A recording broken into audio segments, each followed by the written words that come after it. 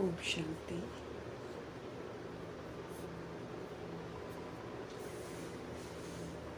मैं आत्मा विश्व परिवर्तक हूँ। ये टाइटल स्वीकार करके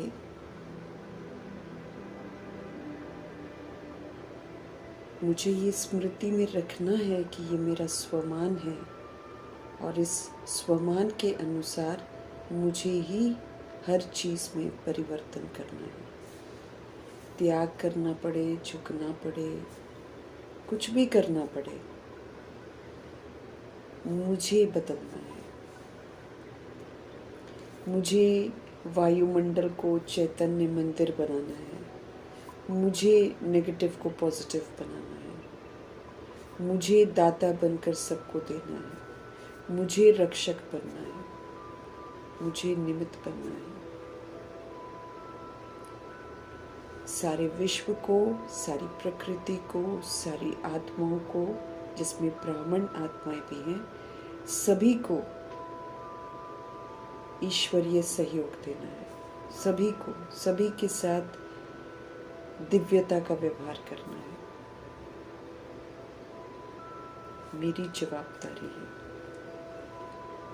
मुझे सजा नहीं खानी है तो मुझे करना है। अपनी जिम्मेवारी लेकर दूसरों को नहीं देखकर मुझे स्व परिवर्तन कर विश्व परिवर्तन करना है। इस तरफ सारा ध्यान मेरा होना चाहिए।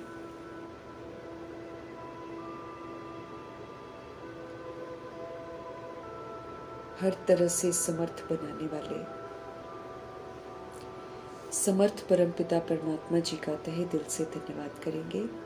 और स्व परिवर्तन करके विश्व परिवर्तन करने वाले व्यक्त ब्रह्मा, अव्यक्त ब्रह्मा, गुप्त बड़ी माँ, big brother, great great grandfather का रोल प्ले करने वाली आत्मा ब्रह्मा जी का भी तहे दिल से धन्यवाद करेंगे। धन्यवाद करते हुए दोनों ज़बरदस्त लाइट्स को हासिल नासिर करते हुए मीठे मीठे प्यारे प्यारे शिव पिता परमात्मा जी के महावाक्य हम उन्हीं से समझेंगे। अव्यक्त बाप दादा की मुरली है। अव्यक्त स्थिति में स्थित होकर उनके अव्यक्त इशारों को समझेंगे, अव्यक्त गहराइयों को समझेंगे, उस तरफ विशेष ध्यान देंगे जिस तरफ हम आत्माओं का ध्यान खिंचवा रहे हैं शिव बाबा, और अपने आप को सशक्त बनाएंगे। इन्हीं दुआओं के साथ हम सब मीठे मीठे बाबा के शक्तिशाली महावाक्यों की जो शक्ति है पूरे वायुमंडल में फैले, तत्वों में फैले, प्रकृति में फैले, दिल से दुआ करेंगे। मीठे मीठे शिव पिता परमात्मा की जो शक्तियाँ हैं वो चारों तरफ यूनिवर्स की सारी सोल्स तक भी पहुँचे। ये भी बाबा कहते हैं कि हमको सभी के लिए सोचना है। तो मीठे परमात्मा जी की मीठी मुरली की समझ उन आत्माओं तक पहुँचे जो इस समय वानप्रस्थी हैं, वृद्ध शरीरों में है एकदम, और डिपेंडेंट हैं और मोह माया में ही अटके हुए हैं। तमाम आत्माओं का बुद्धि का योग दैहिक रिश्तों से हटकर अब परम पिता परमात्मा की तरफ लगे। सभी आत्माएं परमात्मा को अपना आधार बनाएं। दिल से दुआ करेंगे। मीठे मीठे शिव बाबा की जो समझ है उन आत्माओं तक पहुँचे जो हमारे साथ नकारात्मकता से कनेक्टेड हैं, उन आत्माओं तक पहुँचे जो हमारे साथ लौकिक में कनेक्टेड हैं। मीठे बाबा की समझ उन आत्माओं तक पहुँचे जो रोज़ अचानक शरीर छोड़ रहे हैं। अचानक, कई बार सोचते भी नहीं हैं और आत्माएं अचानक किसी भी समय शरीर छोड़ती हैं। ऐसी रूहें जो बेचैन हैं और जो उनके संबंधी हैं, उनको ज्ञान नहीं है, वो भी बेचैन हैं। इन सारी बेचैन आत्माओं तक मीठे बाबा की मीठी शक्ति पहुँचे। हर आत्मा का बुद्धि का योग जो है परमात्मा से जुड़े, ताकि हर आत्मा सत्य को पहचाने और मैं और मेरे से मुक्त हो जाए। उन आत्माओं तक प्रभु जी की समझ पहुँचे जो गर्भ जेल में प्रवेश कर गए हैं। उन आत्माओं तक प्रभु जी की समझ पहुँचे जो हॉस्पिटलों में पीड़ित हैं, घरों में पीड़ित अवस्था में हैं। उन आत्माओं तक प्रभु जी की समझ पहुँचे जो प्राकृतिक आपदाओं की शिकार हैं, जो दैहिक हिंसाओं की शिकार हैं। उन आत्माओं तक प्रभु जी की समझ पहुँचे जो माया के प्रकोप में अलबेले हैं या तंत्र मंत्र के प्रकोप में अलबेले हैं। उन आत्माओं तक मीठे बाबा की समझ पहुँचे जो वाम मार्ग में चली गई हैं और जो वाम मार्ग में जाने की तैयारी कर रही हैं। तमाम आत्माओं तक शिव बाबा की समझ पहुँचे। हर आत्मा वापस अपने शिव पिता परमात्मा के पास आए। दिल से दुआ करेंगे। कुमार कुमारियों के शरीरों में जो आत्मा है, छोटे शरीरों में जो आत्मा है, सभी तक मीठे बाबा की समझ पहुँचे। उन आत्माओं तक प्रभु जी की समझ पहुँचे जो अपनी संस्था बनाकर बैठे हैं, खुद भी गुमराह, दूसरों को भी गुमराह कर रहे हैं।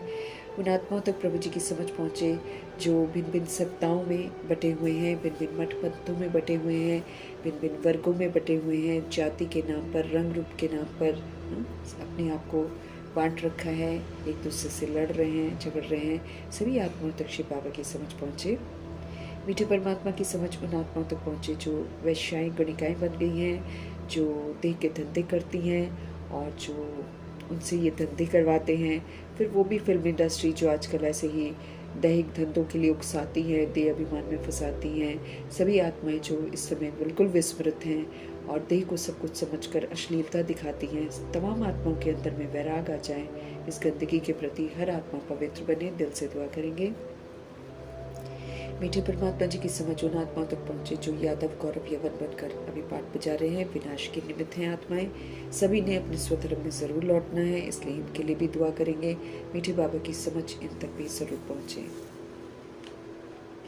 उन आत्माओं तक प्रभु जी की समझ पहुँचे जो भूत प्रेत आत्मा बनकर भटक रही हैं।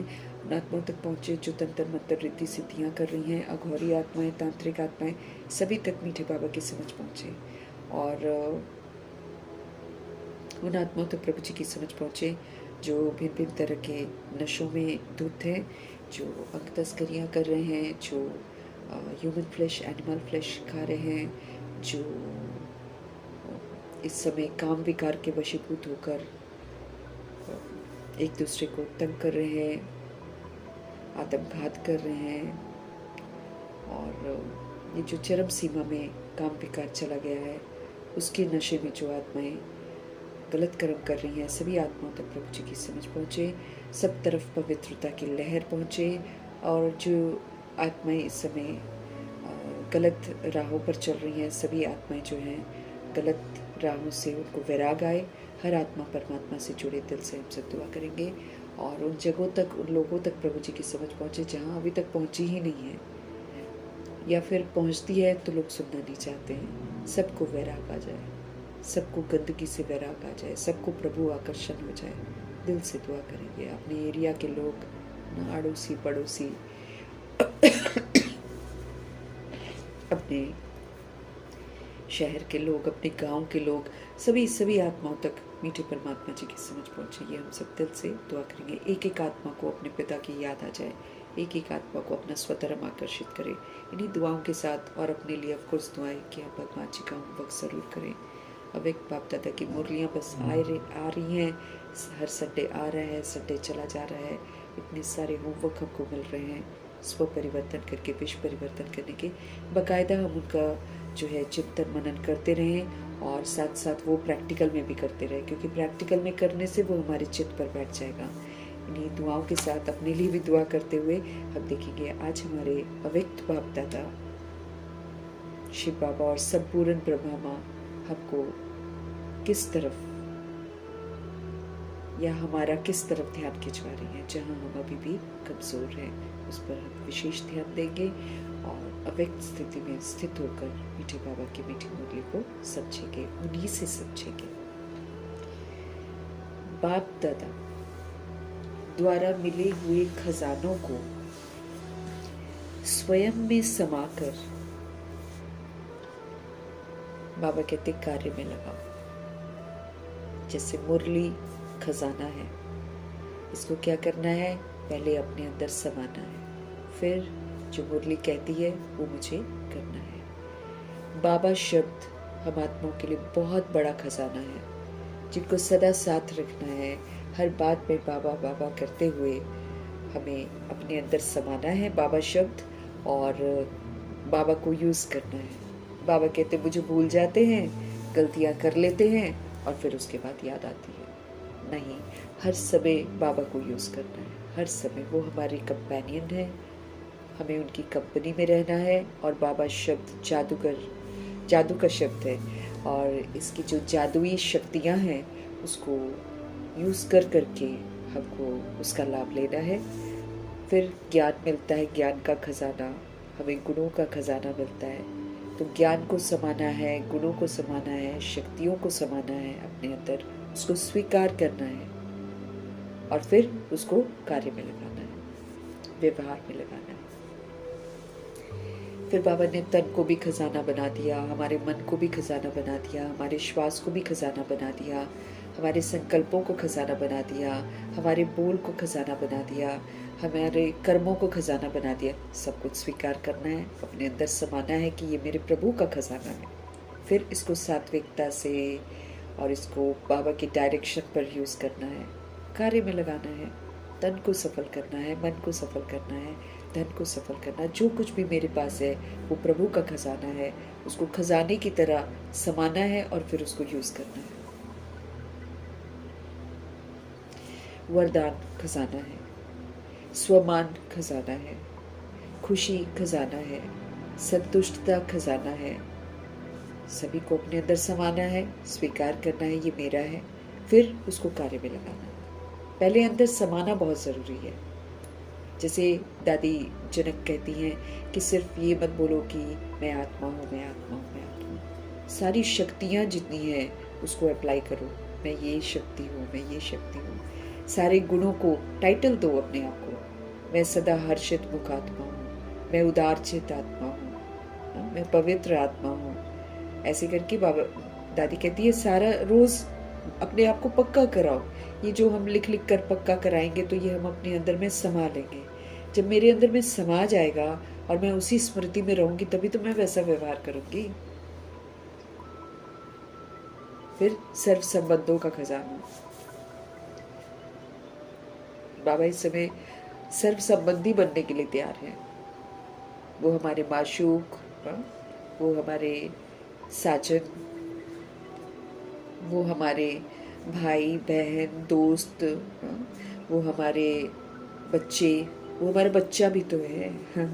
वो मेरा बच्चा भी तो है, उसको बच्चा भी बनाना है। जितने भी संबंध हमारी दुनिया में हैं वो संबंध सारे उनको बनाना है। सबसे बड़ा बच्चा है वो मेरा, उसके बाद फिर बाकी के बच्चे अगर जितने भी होंगे किसी के घर में, है ना, तो वो पहला बच्चा ये है शिव बाबा। हर संबंध, हर बंधन से हमको मुक्त कर रहे हैं भगवान, क्योंकि हम मोह माया में जकड़े हैं। हमने उन चीज़ों को पकड़ लिया है बंदर की तरह, जो चीज़ मेरी है ही नहीं है, जो मेरी है ही नहीं है उसको पकड़ रखा है मैंने। सोल को पकड़ नहीं सकते ना। सोल बंधती कैसे? कार्मिक अकाउंट से बंधती है। जहां कार्मिक अकाउंट खत्म, आप कौन और हम कौन, ऐसा ही हो जाता है ना। फिर कोई रोता रहे, कोई करता रहे, कुछ नहीं पता। तो सोल जो होती है वो बंधती कैसे? उनका कार्मिक अकाउंट जब तक है तब बंधती है। जब कार्मिक अकाउंट क्लोज होता है तो ड्रामा अनुसार कोई भी सोल किसी के घर में नहीं रहती है, फिर उससे डिटैच हो जाती है। उसका पार्ट ही नहीं, अब आगे उसने पार्ट ही नहीं लिखा है वहां पर, तो कैसे रहेगा वो? कहने को तो उसके बच्चे हैं ना,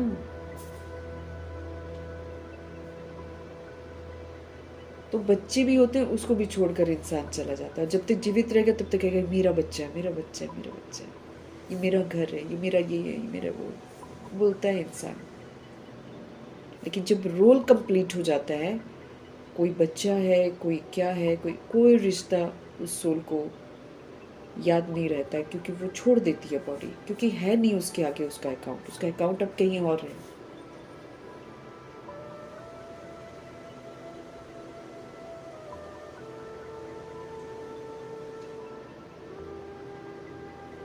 है ही नहीं अकाउंट, तो क्या करेंगे?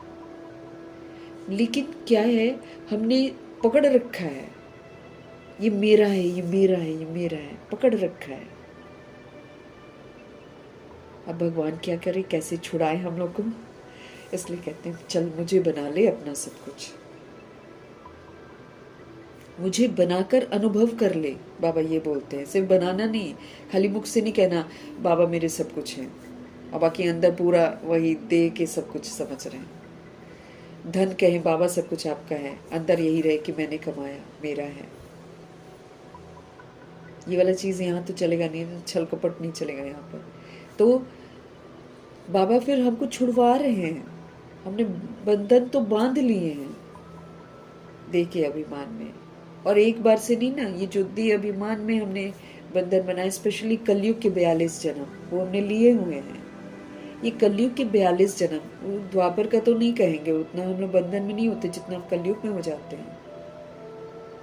और जैसे जैसे कलयुग घना होते जाता है, जैसे जैसे हम एंड में आते जाते हैं, हमारे बंधन बड़े कड़े हैं। जो चीज़ मेरी नहीं है उस चीज़ को हम अपना कहते हैं और उसको पकड़ कर रखते हैं, उसके लिए हम ताले लगाते हैं, उसके लिए हम तिजोरियों में रखते हैं, बच्चों को सुरक्षित रखने की कोशिश करते हैं। लेकिन ये हमको समझना है कि हम किसी को भी बचा नहीं सकते हैं।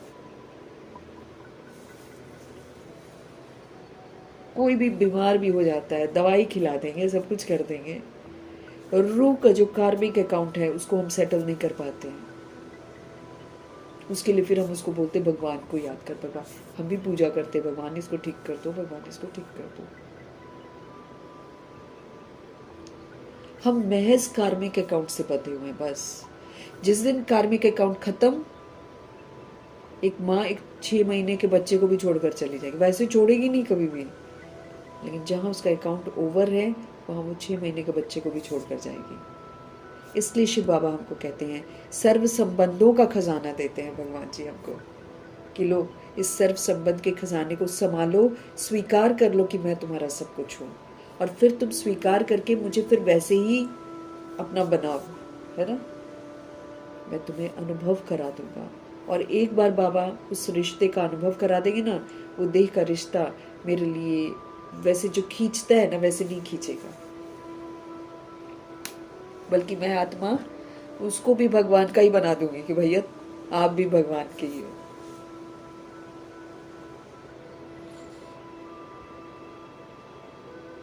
आप भी भगवान के ही हो, है कि नहीं। बनाना है, नहीं बनाएंगे तो नहीं चलेगा।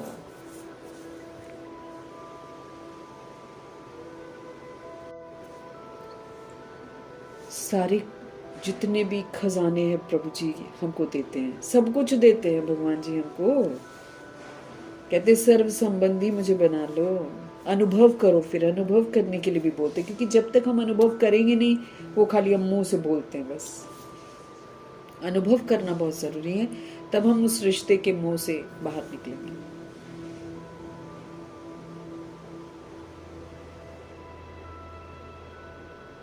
बाप दादा द्वारा मिले हुए खजानों को अपने अंदर समा कर, समाना है, अपने अंदर स्वीकार करना है। खाली मुंह से नहीं बोलते रहना, बस अंदर समाना है, फील करना है कि वो हमारे वही मदद करेंगे। इंसान सोचता है बेटा हो वो हमारी देखभाल करेगा, एक भी नहीं देखभाल करता है। हम लोग डिपेंडेंट हो जाते हैं रिश्तों पर, बांधते हम किसी रूह को अपने साथ। पक्षियों से नहीं सीखते हैं कि कैसे वो पालना करते हैं और फिर उड़ाना सिखाते हैं कि भाई अब तुम उड़ो और अपने आप को देखो। यहाँ तो फिर प्रोटेक्टिव बनते हैं बच्चे, बच्चों के भी बच्चे हो जाते हैं तब भी उसको बच्चा ही समझते हैं और उसके लिए प्रोटेक्शन ढूंढते हैं। ये भारत में ये हाल है। दिस इज मोह माया। तो बाबा हमारा ध्यान खिंचवा रहे हैं कि जो खजाने हैं ना उसको अपने अंदर समाओ, उसको कार्य में लगाओ, व्यवहार में लाओ, अनुभव कर लो, अथॉरिटी पर जाओ। क्योंकि अनुभव नहीं करेंगे तो फिर हमको ये रिश्ते खींच लेंगे अपनी तरफ। दया आ जाएगी, फिक्र हो जाएगी, चिंता हो जाएगी। कर कुछ नहीं पाते हैं हम, हाँ, चिंता करते हैं रिश्तों की। कर कुछ भी नहीं पाते हैं हम, सच्ची बताएं तो। और अभी का जो दौर है ना, इसमें तो कुछ भी नहीं कर पाएंगे हम। सारे आधार टूट जाएंगे, ये बाबा बार बार हमको बोलते हैं, बार बार कहते हैं कि मुझे तुम अपना आधार बना लो बच्चे, मैं नहीं छोड़ूंगा तुम्हारा साथ, बाकी सब तुम्हारा साथ छोड़ देंगे। तुम भी छोड़ दोगे, ऐसा नहीं कि हम नहीं छोड़ेंगे। आधार सारे ही टूट जाएंगे, मतलब डिपेंडेंसी जो है ना, कि ये काम आ जाएगा, वो काम आ जाएगा, हाँ कोई वस्तु काम आ जाएगी। हम घर में सामान बनाते क्या सोचते, काम आएगा ना, काम नहीं आएगा कोई भी। उल्टा बाबा कहते ये और मुसीबत उस समय अनुभव होगी, ये क्या संभाले।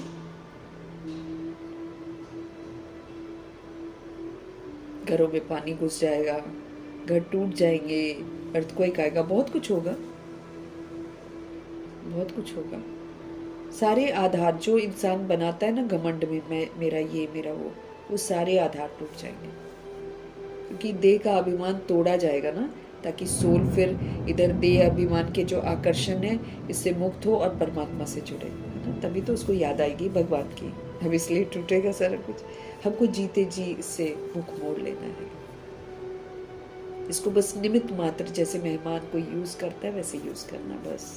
जिस दिन छोड़ना पड़े उस दिन कभी जहन में ये ना आए, अरे मैंने बनाया था, मैंने कमाया था, सामने खत्म होगा हमारे सब कुछ। तो बाबा हमको क्या बोल रहे हैं, खजाने जो मैं तुम्हें दे रहा हूँ ना, इससे तुम धनवान बनो, ज्ञान से धनवान बनो, गुणों से बनो, शक्तियों से बनो, फिर इसको बांटो, इसको बांटो, सबको दो। बाबा ने क्या बोला, विश्व के प्रति इसको यूज करो, प्रकृति के प्रति इसको यूज करो, आत्माओं के प्रति इसको यूज करो, उसमें ब्राह्मणों के प्रति भी यूज करो। मुझे करना है, बस ये समझना है मुझे। आज चारों ओर के सर्व खजाने जमा करने वाले, क्योंकि अव्यक्त बाप दादा तो उन्हीं को देखते हैं जो होमवर्क करते हैं, इसलिए शुरुआत तो बाबा हमेशा ऐसे ही करते हैं कि आज चारों ओर के सर्व खजाने जमा करने वाले संपन्न बच्चों को देख रहे हैं। चारों ओर के सर्व खजाने जमा करने वाले संपन्न बच्चों को देख रहे हैं, क्योंकि खजानों से हमको रिच बनना है, संपन्न बनना है।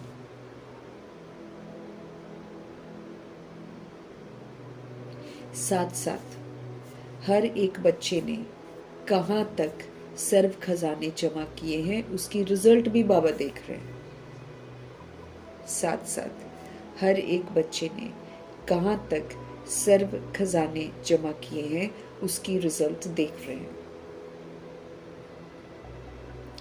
खजाने तो बाप दादा द्वारा बहुत अविनाशी प्राप्त हुए हैं। खजाने तो बाप दादा के द्वारा हमको बहुत अविनाशी प्राप्त हुए हैं, अविनाशी खजाने मिले हैं। बाबा विनाशी खजाना देते ही नहीं है, ये दुनिया की धन दौलत, दुनिया की चीजें, ये तो देते ही नहीं है भगवान जी हमको। रूह को चाहिए ना, तो रूह को अविनाशी खजाने चाहिए। तो खजाने तो बाप दादा द्वारा बहुत अविनाशी प्राप्त हुए हैं। सबसे पहले बड़े ते बड़ा खजाना है ज्ञान धन का खजाना, क्योंकि हम बिल्कुल बेसमझ हो जाते हैं, बिल्कुल ही बेसमझ। तो सबसे पहले भक्ति की है, जो भक्ति का फल समझ देते हैं भगवान। लोग सोचते हैं हम भक्ति करेंगे तो बच्चे हो जाएंगे, हमारे घर में बच्चों की शादी हो जाएगी, हमारे को जॉब मिल जाएगा, हमको पैसा आ जाएगा, हमको गाड़ी आ जाएगा, हमको घर आ जाएगा। दुनिया तो ये मांगती है ना, लेकिन भगवान भक्ति करने से वो देते नहीं है, क्योंकि एक तो लोग भगवान को याद नहीं करते, क्योंकि भगवान को जानते नहीं है। वो धर्म स्थापकों को याद करते हैं, या फिर वो सारे जो देवी देवता हैं उनको याद करते हैं, वो भगवान को तो याद करते ही नहीं है, इसलिए भगवान से प्राप्ति होती नहीं है। अब जब हमारी और एक जन्म की भक्ति से भगवान जी संतुष्ट नहीं होते हैं, जब एक्सट्रीम हम भक्ति कर लेते हैं, बिल्कुल अंदर से एक आवाज़ आती है कि मुझे सत्य को जानना है, जब धरनी तैयार होती है तब प्रभु जी ज्ञान देते हैं हमको। ये जो ज्ञान है ये धन है हमारे लिए, ये रूह के लिए ज्ञान धन है। इस ज्ञान धन से सबसे पहले तो जो बंधन है उससे हम मुक्त होते हैं।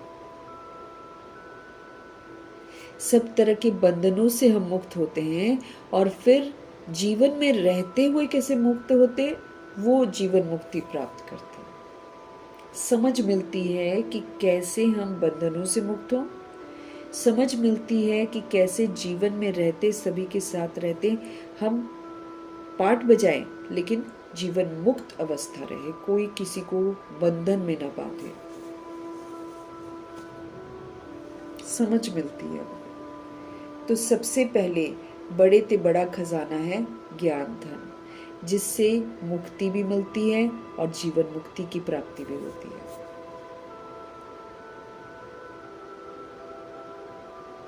मुक्त अवस्था हमको बनानी है कि जितना भी मैंने विस्तार बनाया है ना, ये देह और देह का विस्तार, देह के संबंध, देह के वस्तु, देह के वैभव जो बहुत घने हमने बना रखे हैं, अब ऊपर से हम नीचे आए हैं खेलने के लिए, और खेलते खेलते हम कह रहे हैं ये खिलौना भी मेरा तो वो खिलौना भी मेरा तो वो। शरीर भी एक खिलौना है जो मिला है खेलने के लिए। अब इस खिलौने को हम बोलते हैं यही मैं हूँ, यही मैं हूँ है ना। आज दुनिया क्या बोल रही है, इस खिलौने को, इस गाड़ी को, इस इंस्ट्रूमेंट को, इस कपड़े को बोलती है ये मेरा ही है बस। अब नाटक कर रहे हैं, नाटक का कपड़ा लिया है तो नाटक खत्म होता है तो ड्रेस चेंज करके जाएंगे ना। अब ऊपर से हम बिंदी आए थे, नीचे से एक भी कपड़ा हम नहीं ले जा सकते हैं, बिंदी जाएगी ऊपर। तो अब समझ मिली है, तो उस समझ के साथ मुझे धीरे धीरे ये चीज़ें यूज़ करनी है, लेकिन इनको निमित्त मात्र यूज़ करेंगे। इनको ये नहीं समझेंगे ये मेरा है, ये मेरा है, ये मेरा है, क्योंकि मुझ बिंदी का यहाँ का कुछ भी नहीं है। वो तो बॉडी लेकर, बॉडी का आधार मैंने बनाया था बहुत सारा, कि बॉडी के लिए मुझे खाना चाहिए, बॉडी के लिए मुझे कपड़े चाहिए, बॉडी के लिए मुझे ये चाहिए, बट इसके लिए मैंने इतना सारा विस्तार किया। वो भी शुरू में हम लोग कम करते हैं, धीरे धीरे हमारी प्यास बुझती नहीं है, हमारी भूख मिटती नहीं है, हम और इकट्ठा करते हैं। हम ज्ञान के पहले हम लोग क्या करते थे, मार्केट गए, ये भी ले लो, वो भी ले लो, अच्छा ये चीज़ ले लेते हैं, वो चेंज कर देते हैं, ये कर देते हैं, वो कर देते हैं, ऐसे करके हमको कहाँ समझ थी। 4 कपड़े हैं, 5वां पसंद आया, चलो जी वो 5 ले लो। अब ब्रह्मा जी, मम्मा और दादियों ने हमको क्या सिखाया, 2 कपड़े है ना, उसमें भी कुछ फट गया है तो उसको चत्ती लगा लो। गुलजार दादी क्या करती थी, चत्ती लगाती थी, फट गया है ना, एक दूसरा कपड़ा लेकर वो उसको लगा देती थी कि गुजारा करेंगे, बाबा का यज्ञ का पैसा खर्चा नहीं करेंगे, उससे अच्छा पैम्फलेट छपवा लेंगे। ऐसे बोला ना बाबा ने उनको। बाबा ने तो उनको ये भी बोला अपनी आधी रोटी कम करो। जैसे 2 रोटी खाती है ना, चाहे एक ही खाती होगी पता नहीं गुलजार दादी तो, लेकिन बाबा ने जितनी भी खाती थी उसमें बाबा ने बोला कि, क्योंकि दादी तो सूक्ष्म थी शुरू से ही, इसलिए शायद मुझे लगता है एक ही रोटी खाती होंगी वो भी। वो बाबा ने उनको बोला उसमें से भी तुम आधी कम करो। सबको नहीं बोलते थे बाबा, जैसे जिन्होंने अष्ट रत्न बनना है उनको बोलते थे। तो वो आधी रोटी छोड़कर उसका पैसा जो बचेगा आधी रोटी का, उसका पैम्फलेट छपवाओ, बाबा कहते थे उनको। सेवा करो, पैसे को सेवा में लगाओ, ये था ब्रह्मा जी का मन कि जो है ना सेवा में लगाओ, बस आत्मा को पता चले सत्य। उनको ये बहुत था कि पूरे वर्ल्ड की सोल्स को जगाना। तो हमको अभी समझ मिल रही है ज्ञान से कि कुछ भी मेरा नहीं है। अब इस समझ से मैं निमित्त मात्र थोड़ा थोड़ा करके, एक तो अपनी ज़रूरतों को कम करूंगी। अब नहीं मन करता कि बाहर जाकर ये भी ले लो, वो भी ले लो ना, सोफा नहीं है ठीक है कोई बात नहीं, जितना कम बोझ है ठीक, मतलब बोझ ही है ना, हम लोग एक्स्ट्रा लेते जाते। तो अब जैसे कम करो है ना धीरे धीरे, और फिर जो है उससे भी मुक्त हो जाओ कि निमित्त मात्र यूज करने के लिए मैंने इस सृष्टि से लिया था, इसलिए सृष्टि का धन्यवाद। जो भी निर्जीव चीजें भी मैं यूज करती हूँ उसका धन्यवाद धन्यवाद धन्यवाद, ऐसे करना। जो भी हम यूज कर रहे हैं, पानी ले रहे हैं धन्यवाद, हर चीज, खाना मिल गया धन्यवाद, सब्जी मिल गई धन्यवाद, क्योंकि एक दिन नहीं मिलेगी, एक दिन नहीं मिलेगी। जो भी मिल रहा है धन्यवाद धन्यवाद। सूक्ष्म होते जाना है हमको। जैसे बहुत आधार हम बना लेते हैं ना, मुझे ये चाहिए, मुझे ये चाहिए, मुझे ये चाहिए, मुझे उससे फ्री होना है। तो जैसे सोल को नहीं चाहिए ना, बिंदी जो होती है ना उसको नहीं चाहिए होता है। ये तो देह अभिमान में हम लोग ने ज्यादा कर दिया। कलयुग में आकर देह अभिमान बढ़ गया ना, इसके भान में हमको लगा कि इससे नहीं चलेगा और चाहिए, उससे नहीं चलेगा, मुझे और चाहिए, मुझे और चाहिए, मुझे। ये देह अभिमान में हम कलयुग में ऐसे हो जाते हैं। अब समझ से मुझे सूक्ष्म होते जाना है, समझ से जो भी चीज़ें हैं उसको कम करते जाना और अपने आप को मुक्त करना है, मतलब फ्री करना है मुझे। तो हमको समझ मिलती है ना, तो समझ से हम मुक्ति पाते हैं, मुक्त करते हैं अपने आप को। फिर अब खाली घर तो नहीं जाना है, घर जाना है अशरीरी होकर, है ना। उसके लिए हम मुक्ति को जो ज्ञान मिलता है उसको हम अपने आप को समझाते हैं।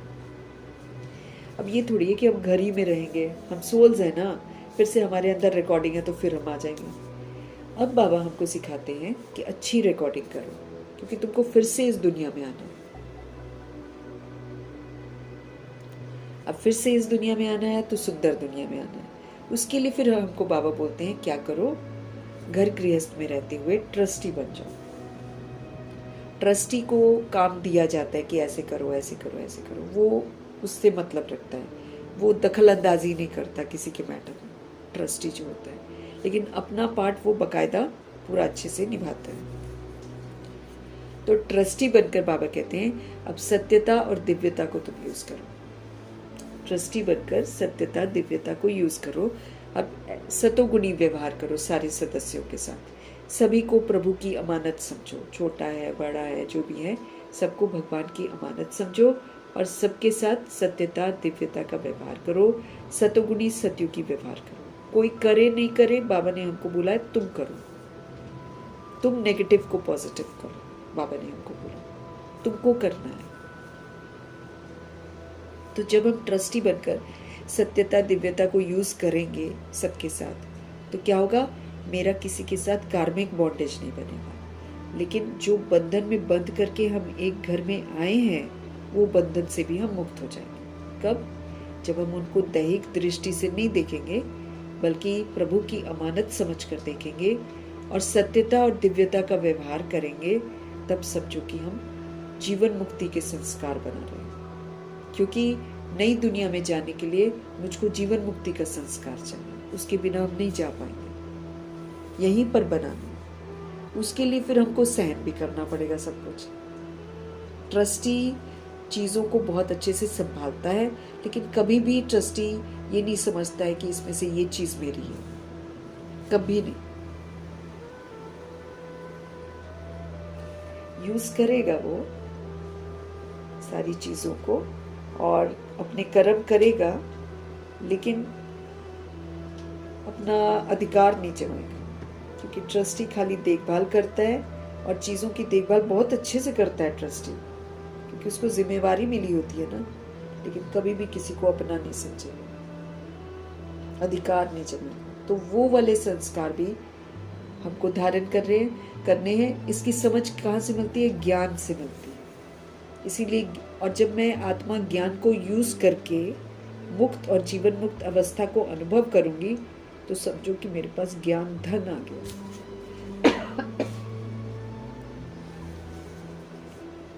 ज्ञान आत्मा के लिए दौलत है।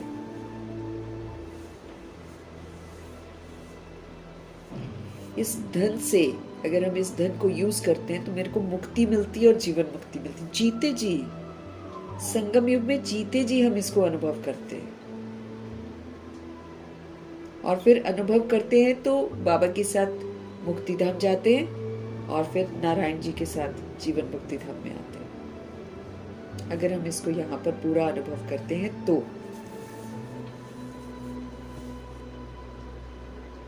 ज्ञान धन हमको समझ देता है। इससे मेरे को मुक्ति और जीवन मुक्ति की प्राप्ति होती है।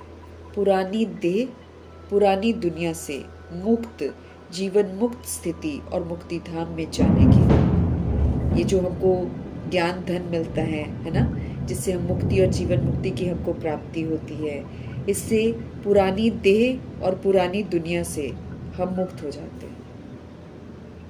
पुरानी देह और पुरानी दुनिया से मुक्त, जीवन मुक्त स्थिति और मुक्ति धाम में जाने की सभी बच्चों को प्राप्त है। भगवान जी सबको देते हैं। अब ये मेरे पर है ना, कितना मैं आत्मा पुरानी देह और पुरानी दुनिया से मुक्त हो जाती हूँ भगवान की समझ मिलने के बाद, कितना मैं अपनी स्थिति को जीवन मुक्त रखती हूँ, प्रभाव मुक्त रखती हूँ। जीवन मुक्त स्थिति प्रभाव मुक्त, लगाव मुक्त, दबाव मुक्त होती है। इसमें न दबते हैं और न लगाव में आते हैं और न किसी से प्रभावित होते हैं।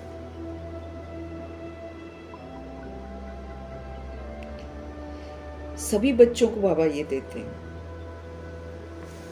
साथ में एक ज्ञान का खजाना नहीं, लेकिन साथ में बाबा योग का भी खजाना देते हैं कि भाई तुम अपने को आत्मा समझो और मेरे साथ योग लगाओ। योग भी खजाना है, क्योंकि इससे शक्तियों की प्राप्ति होती है, इसी से धारणा होती है, इसी से मेरी शंकर अवस्था बनेगी, शंकर की अवस्था।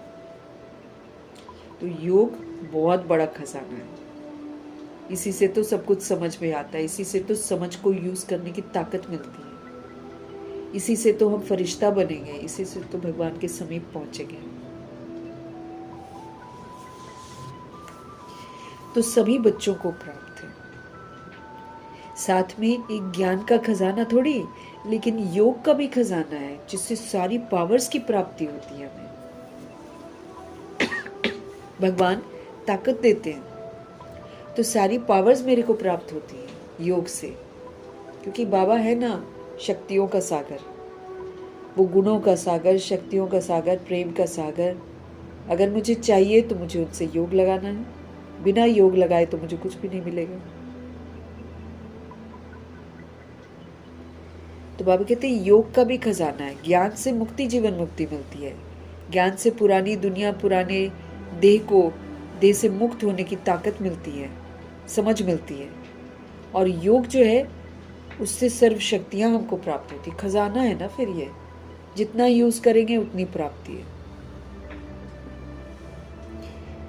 लेकिन योग का भी खजाना है, जिससे सर्व शक्तियों की प्राप्ति होती है। साथ साथ धारणा करने का खजाना, धारणा भी तो खजाना ही है ना। हमारे अंदर दैवी गुण आ जाते हैं। बाबा की जितनी भी बातें हैं जो हम धारण करते हैं तो हम गुणवान बन जाते हैं। तो साथ साथ धारणा करने का खजाना, जिससे सारे गुणों की प्राप्ति होती है। फिर सेवा का खजाना, 4 सब्जेक्ट भी देखो हमारे खजाने हैं। जो भगवान से मिलता है वो खजाना है। तो बाबा कहते हैं साथ साथ सेवा का खजाना है, जिससे हम सेवा करते हैं, फिर हमको क्या मिलेगी? दुआएं। देखो एक से एक आगे लड़ी जुड़ती जाती है। सेवा का खजाना बाबा देते हैं। अगर हम इसको यूज करते हैं तो इससे हमको दुआएं मिलती हैं, इससे हमको खुशी का खजाना मिलता है। साथ साथ सबसे बड़ी से बड़ा खजाना, अरे ये वर्तमान संगम युग का खजाना, इस संगम युग का खजाना, जहाँ पर मीठे परमात्मा आते हैं और हम आत्मा का उनके साथ मिलन होता है।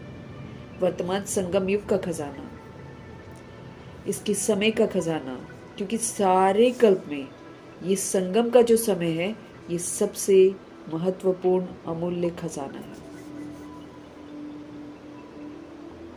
इस संगम के समय का एक एक संकल्प,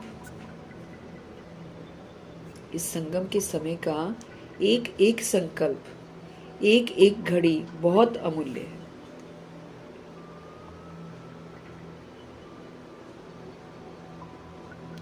इस संगम के समय का एक एक संकल्प व एक एक घड़ी बहुत अमूल्य है। क्यों? क्योंकि संगम समय पर ही बाप दादा और बच्चों का मधुर मिलन होता है कि नहीं? इसी में हमारा मिलन जो है शिव बाबा से होता है। तो सबसे अमूल्य खजाना है भगवान, भगवान ऑलमाइटी अथॉरिटी।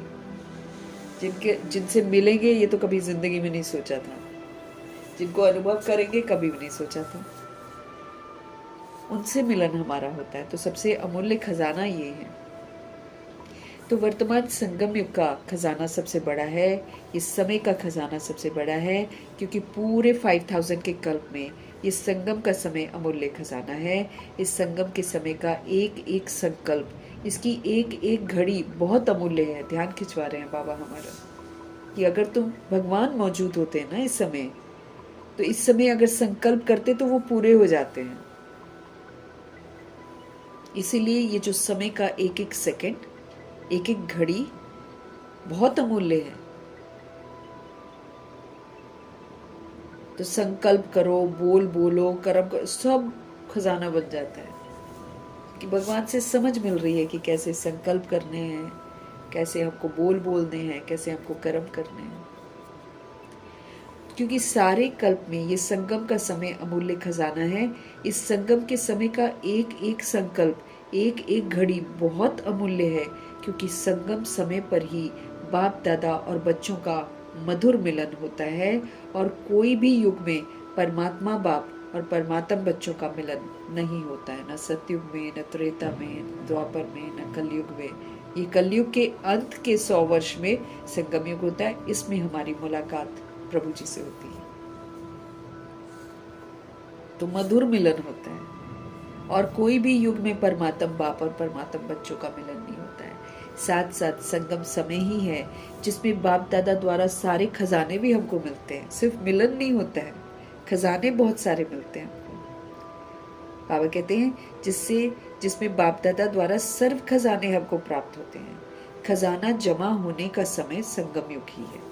इसी युग में हम खजानों को जमा करते हैं। इसी युग में खजाना जमा होने का समय संगम युग ही है। और कोई भी युग में जमा का खाता, जमा करने की बैंक ही नहीं है। जमा भी हम अभी कर सकते हैं। जब मिलता है उसको समाना पड़ता है, समाकर उसको कार्य में लगाना पड़ता है। बाबा कहते हैं जब भी आप खजानों को यूज करते हो तो आप खर्चा करते हो। खजानों को पहले हम यूज करते हैं ना खुद, तो बाबा कहते हैं आप खर्चा करते हो। लेकिन जब वो खजाना हम सेवाओं में लगाते हैं तब हमारा जमा होता है। देखो, दूसरों के लिए जीना सिखाते हैं बाबा। कलयुग में तो हम दूसरों के लिए जीना नहीं सीखते हैं। हम अपना घर का अपना भैया हमारे पास हो जाना चाहिए, हम ऐसे ही करते हैं। कलयुग में तो हर आत्मा आज देखो अपने अपने घर का सोचती है, अपने अपने बच्चों का सोचती है। दूसरे का क्या हो रहा है नहीं उसको होता है। तभी तो एक जगह अगर किसी का कोई शरीर छोड़ता है और कोई रो रहे होते हैं, तो बगल में जो शादी करने वाले हैं वो अपना शादी ब्याह रचाते रहते हैं, वो अपना नाच रहे होते हैं। तो दुनिया क्या है, ईरान में या इज़राइल में लोग मरते हैं, चाहे कहीं भी है, या गाज़ा में लोग मरते हैं और फिर भीख मांगते हैं, रोते हैं, बिलखते हैं। किसी को परवाह है क्या? कोई अपनी शादियां करता है, उसमें करोड़ों खर्चा कर रहा है, जश्न मना रहा है, खा रहा है। हम लोग ऐसे हो गए हैं। बाबा हमको क्या सिखाते हैं? हम सभी आत्मा भाई हैं, हम सभी एक परिवार के हैं। उसका दुख मेरा दुख, ऐसा जीना बाबा सिखाते हैं। तो इसीलिए वो बोलते हैं खजाने जब मैं तुमको देता हूँ और तुम वो खजाने यूज करते हो, अपने लिए करते हो या अपने हद के लिए करते हो, तब हम खर्च करते हैं। लेकिन जब हम बेहद में यूज करते हैं, वर्ल्ड की सारी सोल्स के लिए यूज करते हैं, तो फिर हम जमा करते हैं।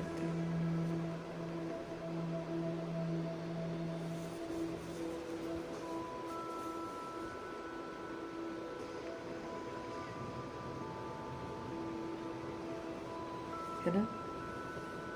तो यही संगम युग है जब हम खजाने जो भगवान के मिले हुए हैं ना, वो हम जमा कर सकते हैं। उसमें भगवान जी ने हमको क्या बोला है? पूरे यूनिवर्स की सोल्स, पूरे यूनिवर्स की सोल्स सब हमारे आत्मा भाई हैं और सबके अच्छे के लिए सोचो, सभी को दुआएं दो, उसके वर्तमान के पार्ट को मत देखो, ओरिजिनल रूह को देखो। रूह को देखेंगे नफरत मिट जाएगी, भेदभाव मिट जाएगा। देह को देखेंगे नफरत भी आएगी, भेदभाव भी आएगा, दुश्मनी भी आएगी। इसलिए भगवान जी हमको बोलते हैं भ्रिकुटी में देखो। अच्छा, फिर बाबा हमें क्या समझा रहे हैं? जिसमें बाप दादा द्वारा साथ साथ संगम समय ही है जिसमें बाप दादा द्वारा सर्व खजाने हमको प्राप्त होते हैं। खजाने जो जमा होने हैं ना, उसका समय संगम युग ही है, और कोई भी युग में जमा का खाता जमा करने की बैंक नहीं है। ये जो अविनाशी खजाने हैं भगवान से मिलते हैं, इसको जमा करने का बैंक नहीं खुलता है कभी, संगम युग में ही खुलता है, और अभी ही हम जमा कर सकते हैं, और बाबा की मौजूदगी में ही कर सकते हैं। बाबा के जाने के बाद हम कुछ जमा नहीं कर सकते, क्योंकि बैंक क्लोज हो जाएगा।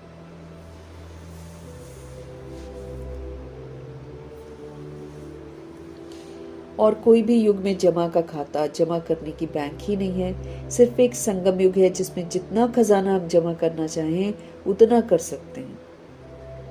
और इस संगम समय का जो महत्व है ना, वो यही है कि एक जन्म में अनेक जन्मों के लिए खजाना जमा कर सकते हैं। है ये एक छोटा सा जन्म, लेकिन इसमें हम अनेक जन्मों के लिए खजाना जमा कर सकते हैं। इसलिए ये छोटे से युग का बहुत महत्व है। और खजाने भी बाप दादा द्वारा सभी बच्चों को प्राप्त होते हैं। बाप सभी को देते हैं, लेकिन खजाने को जमा करने में हर एक बच्चा अपने पुरुषार्थ अनुसार करता है। खजाना तो भगवान जी सभी को देते हैं, लेकिन बाबा कहते हैं इसको जो जमा करना वो तो सेवाओं से ही जमा होता है। जब हम दूसरों की सेवा करते हैं, दूसरों की सेवा में इसको लगाते हैं, तब ये जमा होता है। दूसरों के लिए जीना मतलब अपना भला करना। बाबा कैसे बोलते हैं, तुम बेहद के बच्चों के बारे में दिल से दुआएं करो, अलग से तुम अपने घर के बच्चों के लिए दुआएं मत करो, वो पूरी नहीं होगी। लेकिन जब हम पूरे जहान के जो बच्चे हैं सबको परमात्मा का बच्चा समझकर सबके लिए दुआएं करेंगे, तब घर के बच्चे की भी रक्षा होगी। लेकिन अगर हम घर के बच्चे के लिए खाली सोचते हैं और बाहर के बच्चों के लिए वो वाला फीलिंग नहीं रखते हैं, तो घर वाले बच्चे की भी रक्षा नहीं होगी। जो जमा करना है अभी करना है। जब हम दूसरों की सेवा करते हैं तब जमा होता है।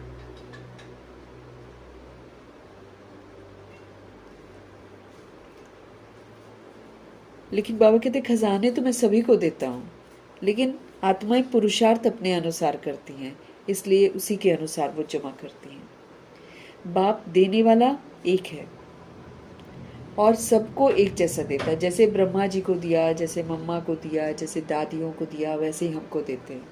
वही ज्ञान मुरली है, वही पालना है। ऐसा तो बाबा नहीं करते कि किसी के साथ ज्यादा करते, किसी के साथ कम करते, ऐसा तो नहीं करते शिव बाबा।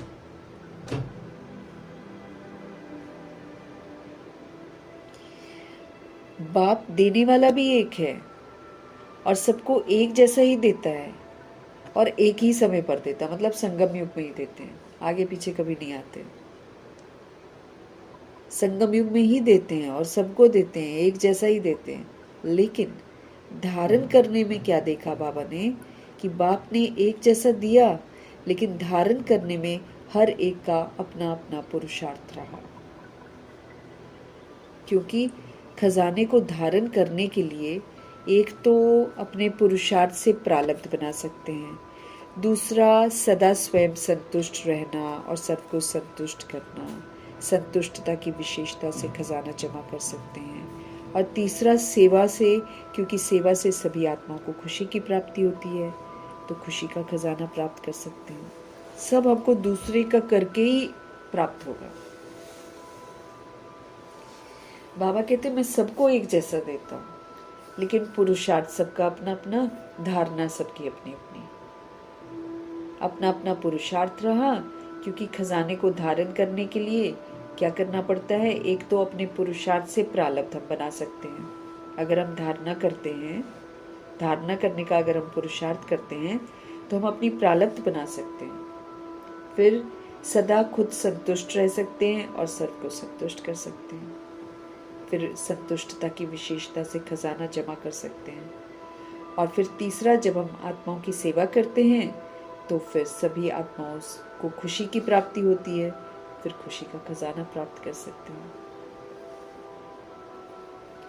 अपना पुरुषार्थ और सर्व को संतुष्ट करने का पुरुषार्थ, और तीसरा सेवा का पुरुषार्थ। ना पुरुषार्थ करके प्रारब्ध बना ली, फिर सबसे संतुष्ट रहे संतुष्ट रहकर सबको संतुष्ट कर सकते हैं, है ना। तो फिर संतुष्ट करने का पुरुषार्थ, फिर तीसरा सेवा का पुरुषार्थ, तो फिर संतुष्टता, खुशी और प्रारब्ध की प्राप्ति होती है। इन तीनों प्रकार से खजाने जमा कर सकते हो। खजाने जमा करने में विशेष संबंध संपर्क में आने में एक तो निमित्त भाव। अब खजाने कहाँ जमा होंगे? जब हम सेवा करेंगे, जब हम संबंध संपर्क में आएंगे। तो बाबा कहते फिर संबंध संपर्क में आने में क्या करो? एक तो आप निमित्त भाव रखो, बस मैं इंस्ट्रूमेंटल हूं, निमित्त भाव। निर्माण भाव, स्थापना करनी है मुझे, कंस्ट्रक्टिव काम करना है मुझे। और निस्वार्थ भाव, स्वार्थ मत रखो। एक, भगवान करा रहे हैं, मैं निमित्त हूँ। दूसरा, मुझे स्थापना का कार्य करना है, मुझे प्रोडक्टिव कार्य करना है, डिस्ट्रक्टिव नहीं। और स्वार्थ कोई नहीं, किसी से मुझको कुछ नहीं चाहिए। हर आत्मा के प्रति, वर्ल्ड में जितनी भी सोल्स हैं, सभी के प्रति बाबा कहते शुभ भावना, शुभ कामना रखने की ज़रूरत है। अगर हम चाहते हैं कि खजाने जो हैं उसको हम संबंध संपर्क में आते हुए सफल करें, तो बहुत ज़रूरी है कि हम खुद को निमित्त समझें और करावनहार शिव बाबा को बुद्धि में रखें कि भगवान करा रहे हैं। फिर स्थापना का कार्य करें, निर्माण का कार्य करें, और फिर किसी भी तरह का स्वार्थ न रखें।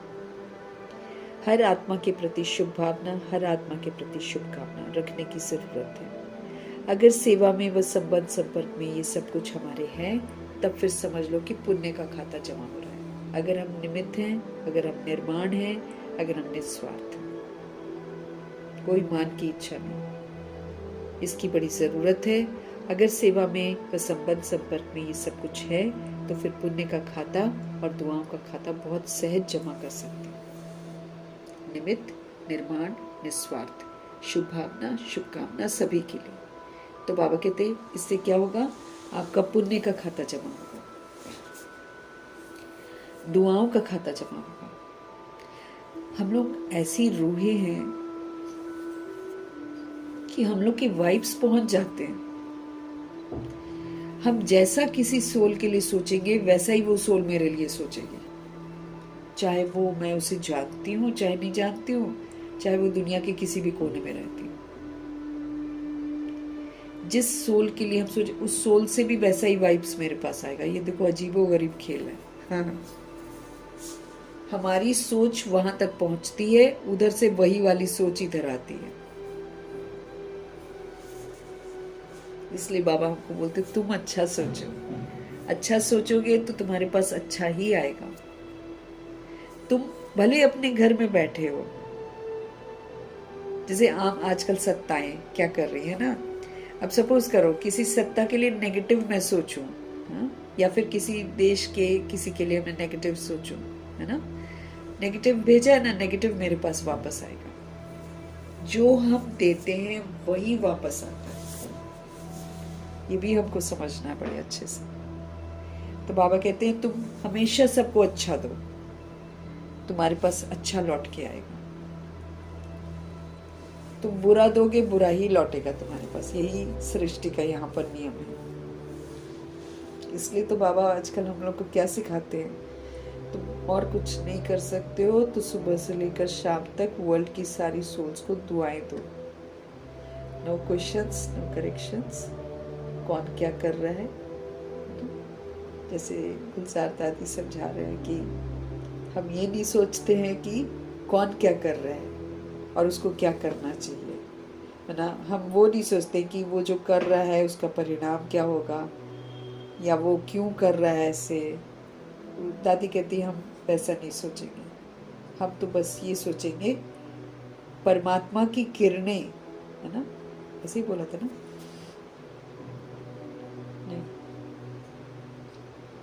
हाँ, परमात्मा की शांति की किरणें उस आत्मा तक पहुंचे और उस आत्मा को समझ में आए कि उसको क्या करना है, ताकि उस आत्मा को पता चले कि उसको क्या करना है। उसके लिए क्या हो, परमात्मा की शांति की किरणें उस तक पहुंचे। ये दादी ने बोली।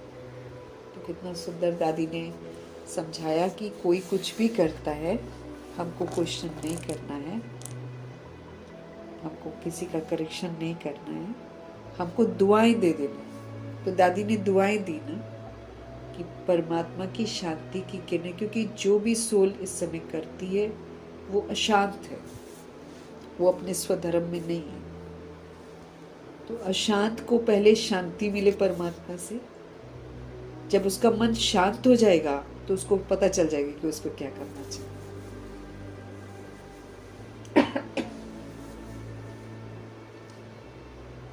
इसको बोलते समझ का पाठ। इसको इससे समझ में आता है कि दादी ने ज्ञान को धन बनाया हुआ है, समझा है और फिर समझ से उसको यूज कर रही है। और देखो, किसी को ऐसे जब सेंटेंस बोलेंगे तो किसी को ठेस पहुंचेगा क्या? क्योंकि वो ऐसे देश में थी जहां मुस्लिम भी थे, जहां ज्यूज भी थे और जहां क्रिश्चियन भी थे। तीनों टाइप के लोग वहां पर रहते थे। दादी के मुख से बाबा ने सुंदर बात कहलवाई, इससे किसी को बुरा ही नहीं लगेगा। उसामा बिन लादेन उस समय बहुत मशहूर था ना, उसको लेकर आत्माओं ने पूछा था कि क्या किया जाए, इसको क्या बोला जाए। तब दादी ने बोला था कि हम किसी को नहीं कुछ कह सकते ना, दुआएं दे सकते हैं हम सबको। इससे क्या होता है, अब ऐसे जब हम दुआएं देंगे ना, हमारा किसी के साथ हिसाब किताब नहीं बनेगा।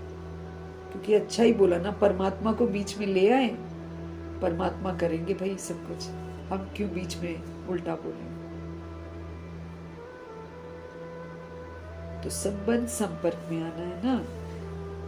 बाबा बोलते निमित्त समझो, निमित्त भाव हो कि भगवान करवा रहे हैं, मैं तो खाली कर रही हूँ, भगवान के डायरेक्शन पर चलना है मुझे। मान की इच्छा नहीं रखनी है, लेकिन मुझे स्थापना का कार्य करना है, उसमें मददगार बनना है। और स्वार्थ तो कहीं भी नहीं रखना है। नहीं तो लोग आजकल फायदे के लिए काम करते हैं ना, फायदा हो जाए। आजकल देखो, लोग किसी की मदद भी करते हैं, जैसे लोन वगैरह जो मिलता है सरकार देती है, तो उसमें वो मदद थोड़ी करती है, वो अपना स्वार्थ देखती है। उसके बदले में कितना कितना इंटरेस्ट लेते हैं वो लोग। कोई दे पाए चाहे नहीं दे पाए, कोई तो बहुत बुरा हाल करते हैं बैंक। थोड़ा सा आपसे एक दिन देरी हो गया, कितना फाइन लगा देते हैं। तो ये स्वार्थ से भरी हुई दुनिया है। बाबा हमको बोलते, तुम जब भला सोचो, तुम स्वार्थ मत रखो।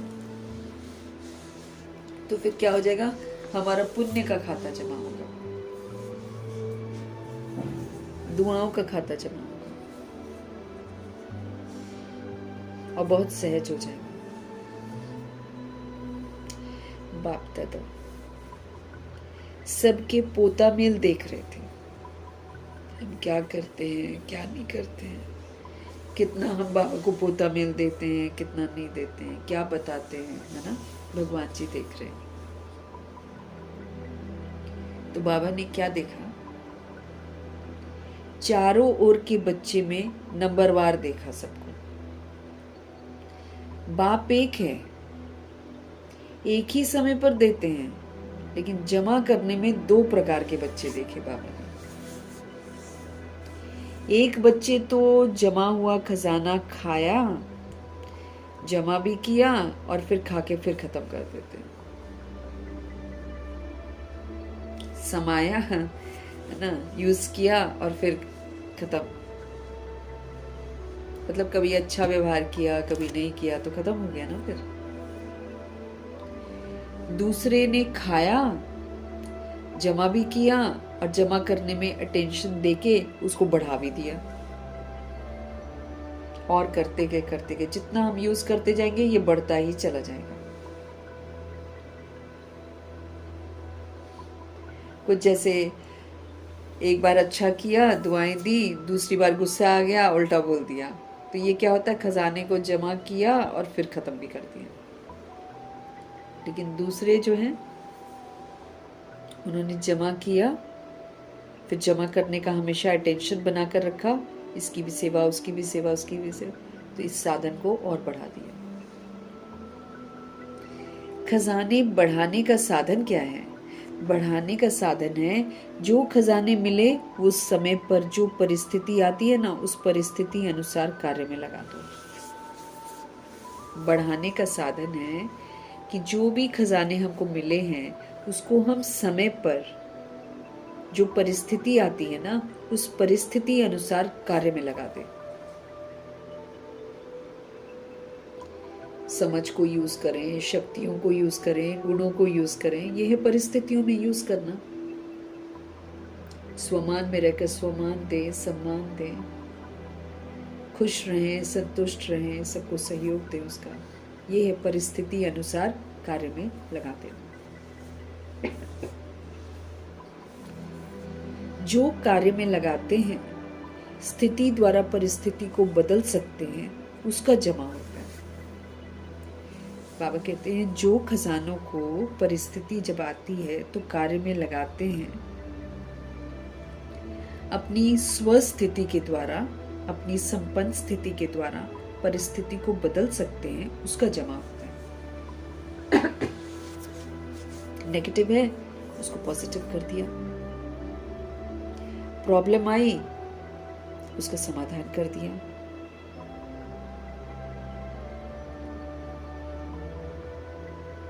ऐसे बाबा चाहते हैं। तो परिस्थिति है और कोई कारण आ गया, निवारण कर दिया।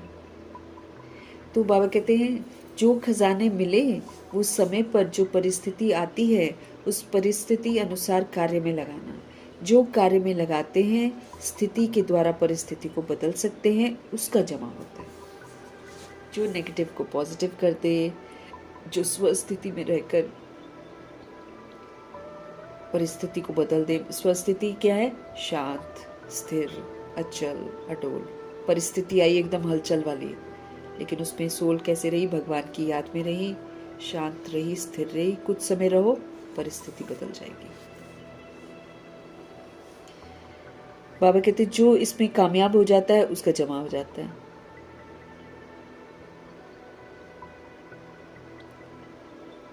जो कार्य में नहीं लगाते हैं और क्यों क्या कैसे कर देते हैं, उसका फिर जमा नहीं होता है। ये क्यों आ गई परिस्थिति, ऐसा क्यों, उसको ऐसा नहीं करना चाहिए, उसको वैसे बाबा कहते फिर उसका जमा नहीं होता। फुल स्टॉप लगाना है ना, जैसे ब्रह्मा जी लगाते थे फुल स्टॉप, गुलजार दादी लगाती थी फुल स्टॉप, मम्मा तो लगाती थी।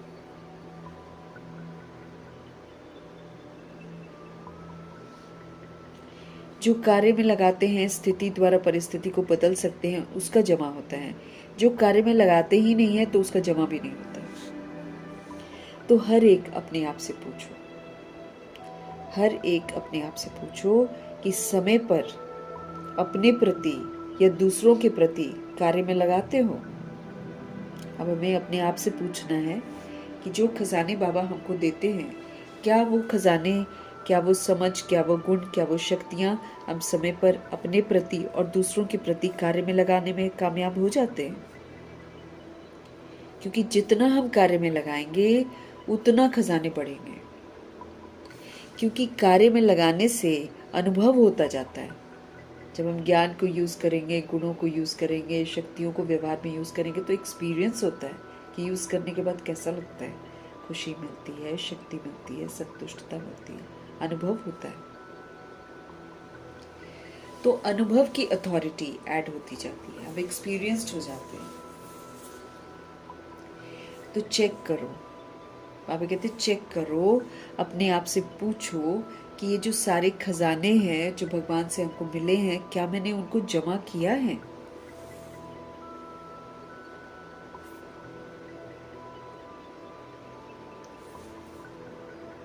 अपने आप से पूछना है। और बढ़ाने का साधन क्या है? समय पर जब जरूरत है तब कार्य में लगाओ। बाद में याद करने से कोई फायदा नहीं, समय पर उसको कार्य में लगाओ।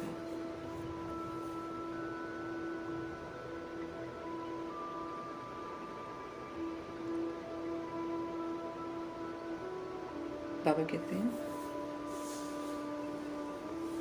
अपने आप से पूछो कि सारे खजाने जो भगवान से मिले हैं क्या मैंने उनको जमा किया है। और बढ़ाने का साधन ही ये है कि समय पर जब ज्ञान की ज़रूरत है, जब गुणों की ज़रूरत है, जब शक्तियों की ज़रूरत है, तो क्या हम उसको कार्य में लगाते हैं। अनुभव की अथॉरिटी बढ़ती जाती है, क्योंकि अथॉरिटीज में सबसे ज़्यादा अनुभव की अथॉरिटी कही जाती है। जितनी भी सत्ताएं हैं, जितनी भी अथॉरिटीज हैं, सब में से सबसे इम्पोर्टेंट जो है अनुभव की अथॉरिटी है। एक बार हम किसी चीज़ को अनुभव कर लेंगे, जैसे शांत रहने के लिए बाबा बोलते हैं। अब सिचुएशंस आती है अशांति वाली, हम अशांत होते रहते हैं। एक दिन हम सोचते नहीं, बाबा जो बोलते हैं ना कि अगर कोई अशांति भी क्रिएट करेगा हम शांत रहेंगे, तो किसी दिन दृढ़ निश्चय अगर हम करके शांत रह जाते हैं तो उस दिन शांत रहने से भरपूर प्राप्तियां होंगी। तो वो जो भरपूर प्राप्ति की, वो क्या हो गया, मेरा अनुभव हो गया। तो अनुभव की अथॉरिटी जो है वो फिर बढ़ती जाती। फिर दोबारा अगर कोई गुस्सा दिलाएगा तो मेरे को याद रहेगा, नहीं, शांति की अनुभूति बहुत अच्छी है, इससे बहुत प्राप्ति होती है। इसलिए कोई कितना भी अशांत करेगा फिर अशांत नहीं होंगे। शांति, ये अनुभव की अथॉरिटी। बिना अनुभव किए बाबा कहते तुम नहीं कर पाओगे कुछ, इसलिए हर चीज को अनुभव करो। अनुभव अथॉरिटीज में से सबसे ज्यादा अनुभव की अथॉरिटी महत्वपूर्ण है, गाई जाती है। एक्सपीरियंस, इसलिए भी जॉब में भी जाते हैं ना, तो फिर क्या पूछते हैं कितने वर्ष का एक्सपीरियंस है। तो एक्सपीरियंस करने से फिर वो काम आता है ना, कर सकते हैं फिर। क्योंकि अथॉरिटीज में से सबसे ज्यादा अनुभव की अथॉरिटी गाई जाती है। तो हर एक को अपना खाता तो बढ़ाना ही है, बाबा कहते हैं हर एक को अपना खाता बढ़ाना है, चेक करना है। क्योंकि अभी समय है, चेक करके अभी भी खजाने हम बढ़ा सकते हैं, अभी भी हम खजाने बढ़ा सकते हैं। देखो बाबा हमको बार बार चांस देते हैं ना। बाबा कहते चेक करो आप, हर एक को अपना अपना खाता बढ़ाना है, चेक करना है। क्योंकि अभी समय है, चेक करके अभी भी खजाने बढ़ा सकते हो। बाबा कहते हैं अभी चांस है, फिर चांस भी खत्म हो जाएगा। अभी तो बाबा कहते फिर भी चांस है, कर लो, अभी भी कर लो, फिर ये चांस खत्म हो जाएगा। बाबा चले जाएंगे, सब कुछ खत्म। फिर तो हिसाब किताब सेटल होने का टाइम हो जाएगा। बाबा कहते अभी चांस है, फिर चांस भी खत्म हो जाएगा। चाहेंगे कि हम खजाना बढ़ाएं, बढ़ा ही नहीं सकेंगे। भगवान जब तक लिमिट दे रहे ना, तो वो वरदान है भगवान का, इसलिए कर पाते हैं। जहां वो लिमिट क्रॉस हो गई, वहां फिर बाबा मदद नहीं करेंगे। बाबा कहते आप चाहोगे भी ना कि हम खजाने को बढ़ाएं, आप बढ़ा नहीं सकोगे। इसलिए जो करना है अभी कर लो, अभी भी चांस है। बाप दादा ने देखा खजाना मिलता है, खुशी खुशी से अपने में समाने का प्रयत्न भी करते हैं। लेकिन खजाना जब मिलता है, अब देखो स्वमान इतने सारे हमको मिले हैं। अब स्वमान सारे क्वालिटी वाले हैं, कर्तव्य वाले हैं। जैसे शिव नाम है ना, कल्याणकारी है बाबा। ऐसे हम आत्माओं को बाबा कितने स्वमान देते हैं। हर स्वमान कर्तव्य को दर्शाता है। वो कर्तव्य करेंगे तभी तो वो स्वमान मेरा होगा, नहीं तो बस खाली मैंने सुना है बस।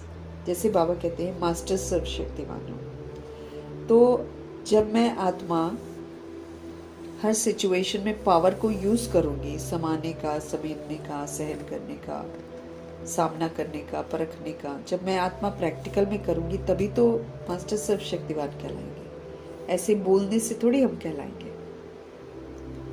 तो बाप दादा ने देखा कि खजाना हम सभी को मिलता है, खुशी खुशी से अपने में हम समाने का प्रयत्न भी करते हैं। लेकिन खजाना जब मिलता है, मुरली द्वारा ही तो खजाने मिलते हैं ना। तो दो प्रकार के बच्चे हैं, एक सुनते हैं, सुनने वाले, और दूसरे हैं अपने अंदर में उस चीज को समा लेने वाले। जैसे बाबा ब्रह्मा जी ने जो सुना अंदर समा लिया, जो सुना अंदर समा लिया और फिर वैसे ही पाठ बजाया।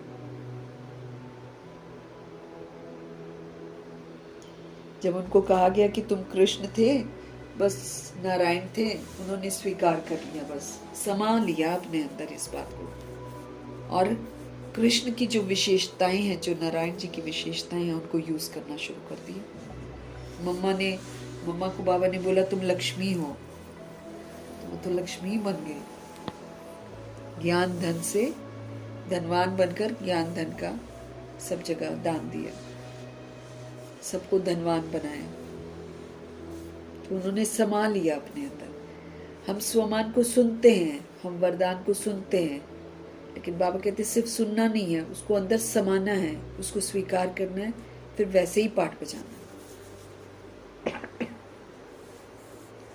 तो बाबा ने दो प्रकार के बच्चे देखे, एक मुरली सुनते हैं और दूसरा मुरली को अपने अंदर में समा लेते हैं। कई बच्चे सुन के बहुत खुश होते हैं, लेकिन सुनना और फिर उसको समा लेना, इसमें बहुत फर्क है, दोनों में बहुत फर्क है। समाने वाले अनुभवी बनते जाते हैं, जो समा लेते हैं ना, वो फिर उसको यूज करके एक्सपीरियंस करते हैं।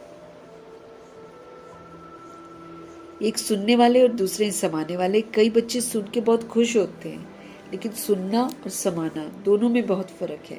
समाने वाले अनुभवी बनते जाते हैं, क्योंकि समाया हुआ समय पर कार्य में लगा लेते हैं। बाकी को याद नहीं रहता, बाद में याद आता है ये वाली पावर यूज करनी चाहिए थी, मुझे ऐसे नहीं करना चाहिए था, मुझे ऐसे करना चाहिए था, बाद में पता चलता है। और सोल्स जो समा लेती हैं, उनको समय पर याद आ जाता है, उस समय पर कार्य में लगाते हैं और कार्य में लगाकर अपने खजाने को बढ़ाते रहते हैं।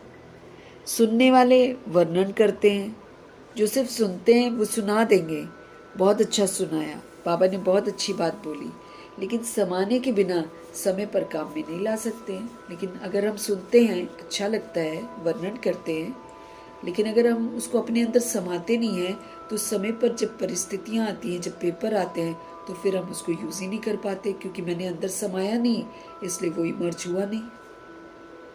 समाना बहुत जरूरी है। जैसे बाबा बोलते, स्वमान जो मैं तुमको देता हूँ उसको स्वीकार करो कि हाँ मैं ऐसी आत्मा हूँ, और स्वीकार करके फिर पाठ बजाओ वैसा।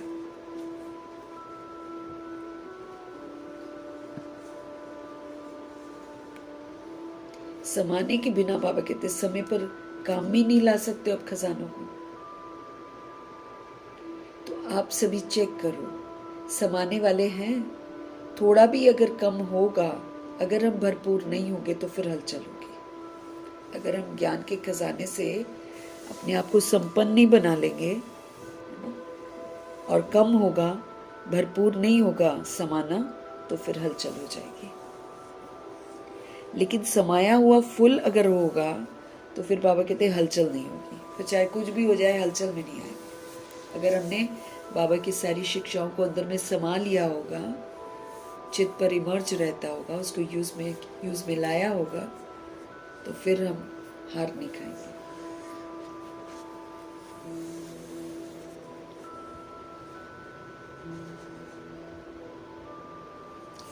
इसलिए आज बाप दादा ने सभी के खजाने चेक किए।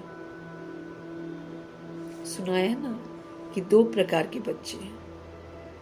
अभी अपने आप को चेक करो, मैं कौन। दो प्रकार के बच्चे हैं, अभी अपने आप को चेक करो, मैं कौन। खजाने को बढ़ाना मना, समय पर उसको कार्य में लगा देना। खजाने को बढ़ाना अर्थात समय पर कार्य में लगाना।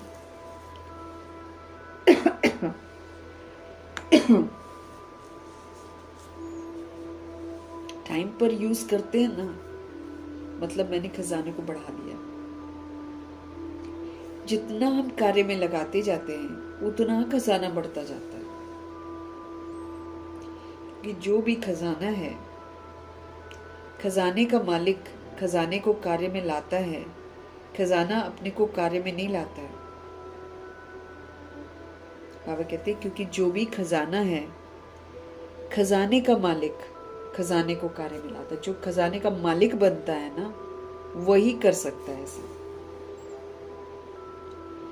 खजाना जो होता है वो अपने कार्य में नहीं लाता है, जिसको मिला है खजाना वो यूज करेगा ना, खजाना अपने आप थोड़ी यूज होगा। बाबा ये बोल रहे हैं, बालक बनकर खजाना लेना है, मालिक बनकर उसको यूज करना है। बाबा हमको समझ दे रहे हैं कि जो भी खजाना है, खजाने का मालिक खजाने को कार्य में लाता है ना। अब खजाना अपने को कार्य में थोड़ी लाता है। तो आप सभी को सर्व खजाने बाप ने वर्षे में दिए हैं। तो शिव बाबा ने सभी खजाने हम आत्माओं को वर्षे में दिए हैं। तो बाप के खजाने को अपना खजाना बनाना, ये हर एक को अपना अटेंशन देना है। बाबा ने तो सबको खजाने दे दिए हैं, वर्षे के रूप में दे दिए हैं, लेकिन बाप के खजाने को अगर हम चाहते कि हम अपना बना लें तो ये तो हमको अटेंशन देना है, क्योंकि जितना खजाना भरपूर होगा उतना ही भरपूर अवस्था में हम अचल अडोल रहेंगे। जब मेरे पास सारे खजाने होंगे, समझ के, गुणों के, शक्तियों के, संतुष्टता के, स्वयं बाबा मेरे साथ होंगे। बाबा भी तो सबसे बड़ा खजाना है। तो बाप के खजाने को अपना खजाना बनाना, ये हर एक का अपना अटेंशन है, देना है, क्योंकि जितना खजाना हमारा भरपूर होगा उतना ही भरपूर अवस्था में फिर हम अचल अडोल रह सकेंगे। जितना हमारा खजाना भरपूर होगा उतना ही भरपूर अवस्था में अचल अडोल होंगे।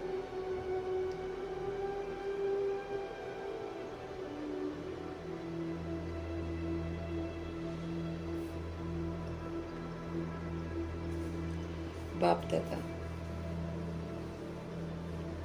यही चाहते हैं कि एक एक बच्चा जो है संपन्न हो जाए। मतलब बाबा जो भी हमको देते हैं वो सारा हम धारण कर लें, रिच हो जाए। बाप दादा यही चाहते हैं कि एक एक बच्चा संपन्न हो, कम नहीं हो, क्योंकि ये जो चांस है बाप द्वारा अविनाशी खाता जमा होना, ये सिर्फ अभी ही हो सकता है। इसलिए कहा हुआ भी है, अगर अभी नहीं आपने किया तो आप कभी नहीं कर पाएंगे। जो समय हमको मिल रहा है वही तो हमारा है। कल का समय, परसों का समय गारंटी थोड़ी है कि हमारा है। अभी अभी जो टाइम है मेरे पास वो मेरा है। तो बाबा कहते जो करना है अभी करो। इसीलिए गायन भी है, अभी नहीं तो फिर कभी भी नहीं कर पाएंगे। ये संगम समय के लिए ही तो गायन है, अभी नहीं तो कभी नहीं। भविष्य में तो जो जमा किया है उसका फल प्राप्त करेंगे, लेकिन प्राप्ति जो करते हैं वो तो अभी करते हैं ना।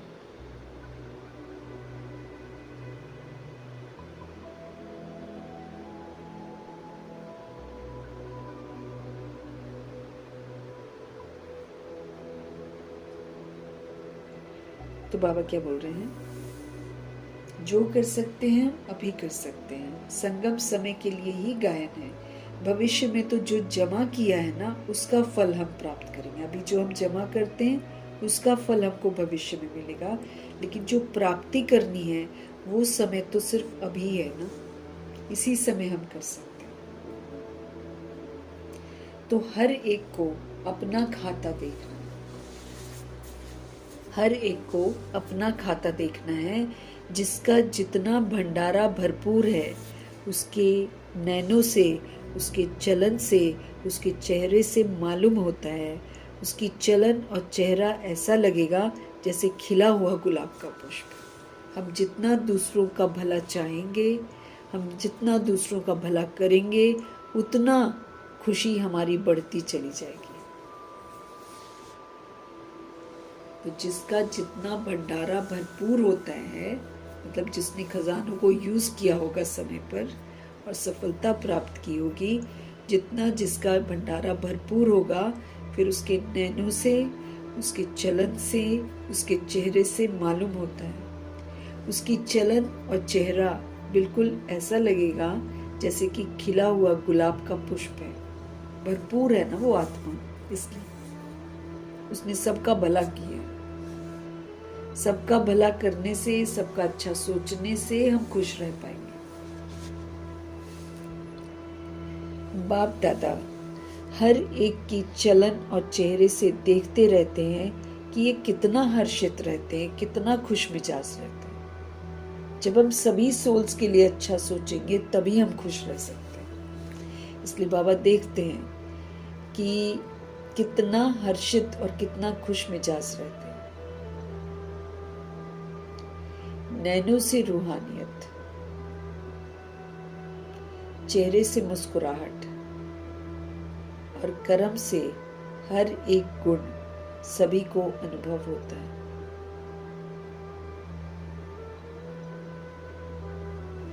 तो बाबा देखते हैं कि हम कितना हर्षित रहते हैं, कितना खुश मिजाज रहते हैं। फिर बाबा स्पष्ट करते हैं कि नैनों से रूहानियत मतलब सोल कॉन्शियसनेस, कोई भेदभाव नहीं, और चेहरे से मुस्कुराहट और कर्म से हर एक गुण सभी को अनुभव होता है, जो भरपूर आत्मा हो जाएगी। हर एक अपने आप को बाबा कहते हैं चेक करो, कितना भरपूर हुए, वो कितना जमा आपने किया है, हर एक अपने को चेक करो।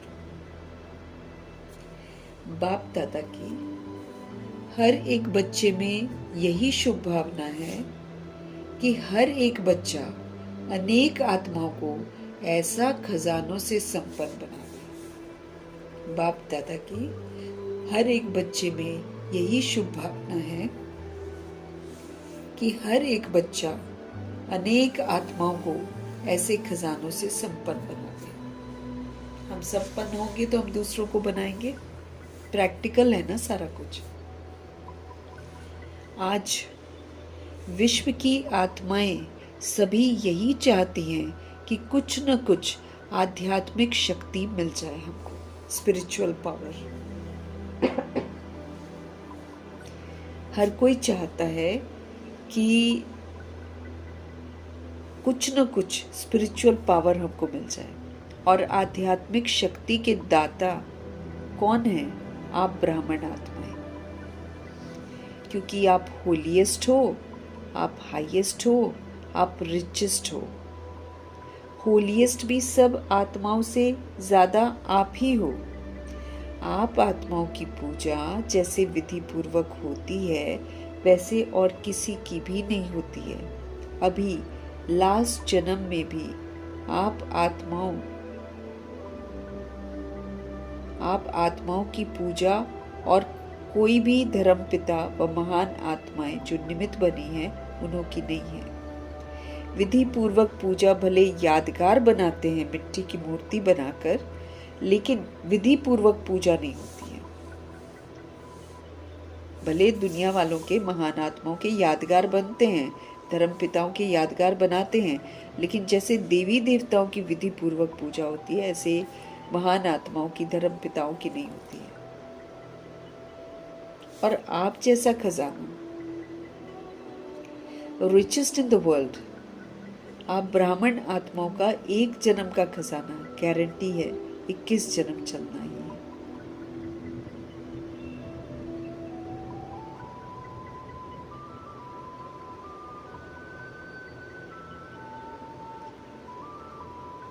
बाबा कहते हैं आप जैसा खजाना रिचेस्ट इन द वर्ल्ड, आप ब्राह्मण आत्माओं का एक जन्म का खजाना, गारंटी है 21 जन्म चलना ही है। एक जन्म हम सफल करते हैं, ये तो सफल होता है, फिर 20 जन्म 2500 वर्ष की राजधानी में गारंटी है एकदम खजानों से संपन्न रहेंगे। क्योंकि बाप द्वारा बाप का वर्षा मिला है ना, तो जैसे बाप अविनाशी है वैसे ही उनके द्वारा मिला हुआ खजाना जो है वो भी अविनाशी हो जाता है। इसलिए रिचेस्ट इन द वर्ल्ड भी हो और होलीएस्ट इन द वर्ल्ड भी हो। आप जैसी पवित्रता और किसी की नहीं होती है, आप जैसे खजाने और किसी के पास नहीं होते। तो आप रिचेस्ट इन द वर्ल्ड हो, आप highest in the world, holiest in the world. तो सभी अपने को ऐसे विशेष सेवाधारी समझते हो ना। आज के समय के अनुसार विश्व की आत्माओं को आवश्यकता किस चीज की है? जानते हो ना, आज विश्व को खुशी चाहिए, आज विश्व को शक्ति चाहिए, आज विश्व को स्नेह चाहिए, आत्मिक स्नेह सभी चाहते हैं।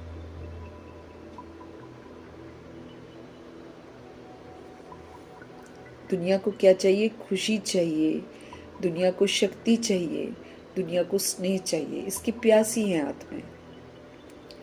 आत्मिक स्नेह सबको चाहिए, लेकिन आप ब्राह्मण आत्माएं अभी समय अनुसार दाता बनो, देने वाले बनो। आप अपनी मनसा से, आप अपनी निराकारी मनसा जब होती है ना, तब वो पावरफुल मनसा होती है। तो आप अपनी निराकारी मनसा से शक्तियां दो, आप अपने निरअहंकारी वाचा से ज्ञान दो, और आप अपने निर्विकारी कर्मणा से गुणदान दो।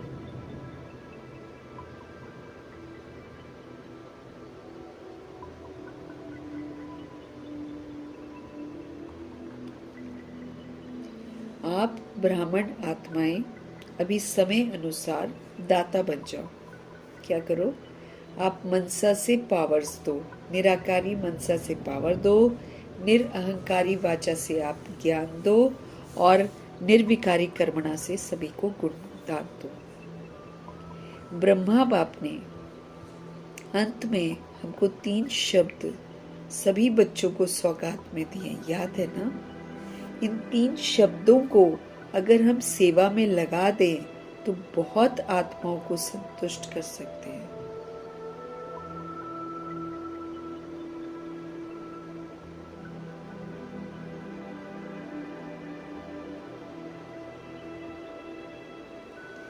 तो 3 शब्द ना, ब्रह्मा बाप ने अंत में 3 शब्द सभी बच्चों को सौगात में दिए, आपको याद है ना? इन 3 शब्दों को अगर हम सेवा में लगा दें तो बाबा कहते हैं आप बहुत आत्माओं को संतुष्ट कर सकते हो। 3 शब्द क्या है? निराकारी। हमें अपनी मनसा को निराकारी बना देना है। वो फिर निराकारी मनसा जो है ना, वो सबको सोल्स की तरह देखेगी। निराकारी मनसा सबको सोल की तरह देखेगी, कोई भेदभाव नहीं, और अहंकार बिल्कुल नहीं। वाचा में हमारे अहंकार बिल्कुल नहीं, और कर्मणा में विकार बिल्कुल नहीं।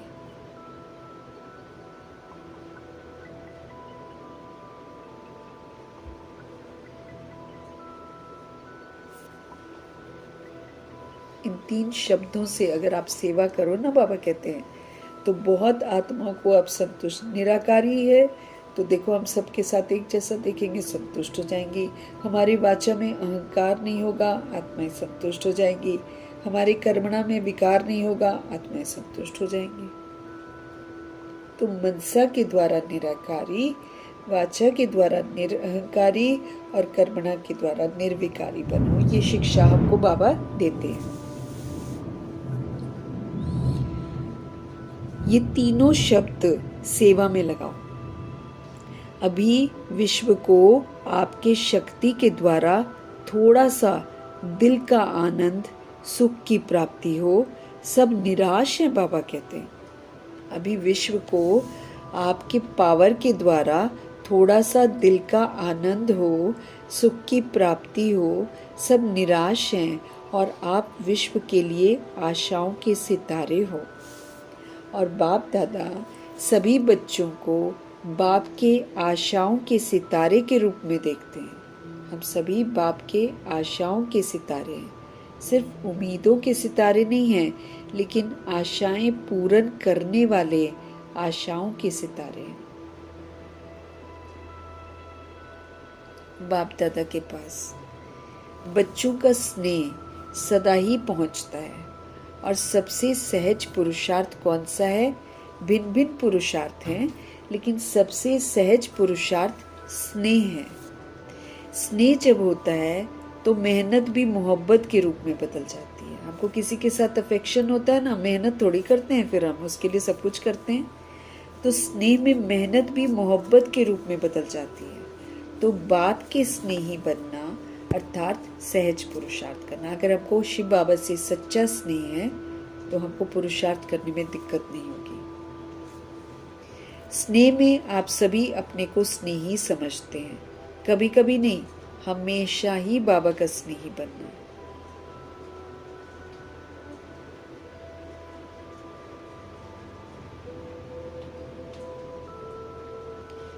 तो बाप के स्नेही बनना मतलब सहज पुरुषार्थ करना।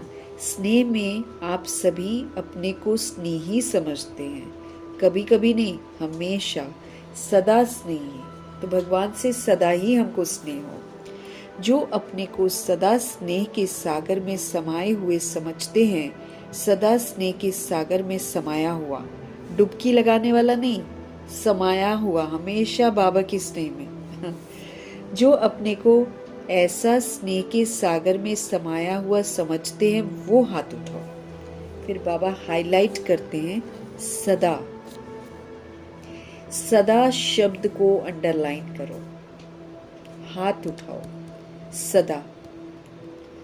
हाथ तो अच्छा उठाया है, बाप दादा हाथ को देख के खुश होते हैं क्योंकि हिम्मत रखते हैं। अगर कुछ कम भी होगा ना तो याद तो आएगा कि हाथ उठाया है, क्योंकि बाप दादा का एक एक बच्चे से अति स्नेह है। इसीलिए हम किसी को कुछ कहेंगे ना तो हमको योग नहीं लगता है बाबा से। क्यों? क्योंकि बाबा स्पष्ट करते हैं कि बाप दादा का एक एक बच्चे से अति स्नेह है। क्यों?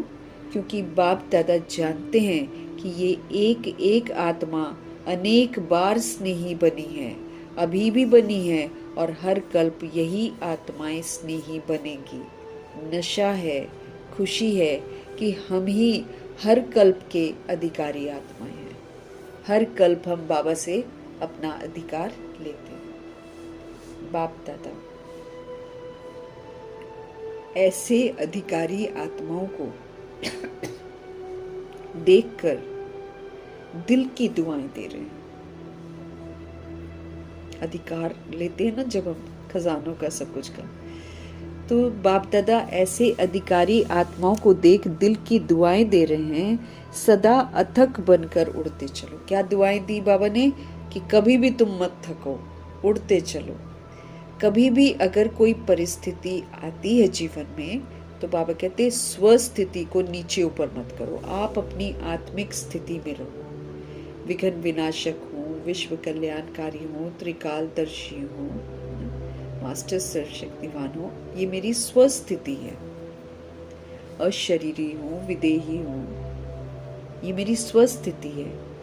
शांत स्वरूप हूँ, सतोगुणी हूँ, सतयुगी हूँ, स्वस्थिति है, आत्मिक स्थिति है। तो बाबा कहते स्वस्थिति को नीचे ऊपर मत करा करो, तुम जो हो ना वही रहो। फिर स्वस्थिति के आगे परिस्थिति कुछ नहीं कर सकती। अगर हम अपने स्वस्थिति में रहते हैं, अगर हम शांत स्थिर रहते हैं तो परिस्थिति कुछ भी नहीं करेगी, चली जाएगी। अब देखो जैसे वो लोग नाव में क्रॉस कर रहे थे, है ना, बता रहे हैं ना, नाव में क्रॉस कर रहे हैं। अब परिस्थिति क्या आई? नाव हिलने लग गई, तूफान आने लग गया। 10 मिनट परीक्षा हुई है। गुलजार दादी अपनी स्वस्थिति में रही। वो गुलजार दादी ने तो जो साथ में बैठे उनको भी नहीं देखा, लेकिन जो साथ में बैठी जयंती सिस्टर थी और दूसरे, वो लोग दादी को देख रहे थे। दादी अपनी स्वस्थिति में स्थित रही। परिस्थिति हिल रही है, कुछ कर रही है, उन पर कुछ असर नहीं हुआ, वो अपने शांत स्थिति में रही। 10 मिनट बाद शांत हो गया तूफान। अपनी स्वस्थिति में हमको रहना है। आत्मिक स्थिति शक्तिशाली स्थिति है, क्योंकि उस स्थिति में भगवान हमारे साथ ही होते हैं। तो जहां भगवान साथ है तो वहां पर परिस्थिति क्या कर लेगी? तो स्वस्थिति के आगे परिस्थिति कुछ नहीं कर सकती है। परीक्षा लेगी लेकिन कुछ करेगी नहीं, अपने आप हट जाएगी। अच्छा, फिर बाबा कहते हैं पहली बार कौन आए हैं वो हाथ उठाओ। बहुत आते हैं। बाप दादा को एक एक बच्चे को देख नाज है, वाह मेरे बच्चे का, जैसे आप दिल में गीत गाते हो ना ऑटोमेटिक, वाह बाबा वाह, मेरा बाबा वाह, ऐसे ही बाप भी बच्चों के प्रति यही गीत गाते हैं कि वाह हर एक बच्चा वाह। क्योंकि बाप को भी कल्प के बाद आप बच्चे मिलते हो ना, फिर एक एक विश्व के आगे महान है, तो बाप भी फिर गीत गाते हैं, वाह बच्चे वाह, वाह वाह हो ना, वाह वाह बच्चे हो, वाह वाह बच्चे हाथ उठाओ। तो सदा यही याद रखो कि हम वाह वाह बच्चे हैं। चाहे आप पुरुषार्थी हैं, लेकिन है तो वाह वाह बच्चे। बाप के वाह वाह बच्चे बाप के साथ ही चलेंगे, रह तो नहीं जाएंगे ना। बाप तो कहते हैं हर एक बच्चे को स्नेह की गोदी में साथ ले जा। बाबा तो ये चाहते हैं कि मैं अपने स्नेह में सबको साथ लेकर जाऊं। तो क्या तुम तैयार हो? रास्ते में रुक तो नहीं जाएंगे, साथ चलेंगे ना, क्योंकि वायदा है, वायदे तो निभाने वाले हो। तो जब से संगम युग शुरू होता है तब से तो बाबा साथ लेकर चल रहे हैं ना बच्चों को। तो जो साथ चल रहे थे ब्रह्मा जी वो पार हो गए, मम्मा पार हो गई, दादियां पार हो गई, अब हमारी बारी है। बाबा भी ड्रामा में कनेक्टेड हैं, हमको सूक्ष्म वतन तक पहुंचना है। तो सूक्ष्म वतन तक पहुंच जाएंगे तो बाबा साथ ले जाएंगे। अगर सूक्ष्म वतन तक नहीं पहुंच पाए, यहीं पर दैहिक दुनिया में फंसे रहे, तो यहाँ फिर धर्मराजपुरी में कैद हो जाएंगे। फिर कईयों के लिए ट्रिब्यूनल भी बैठेगी।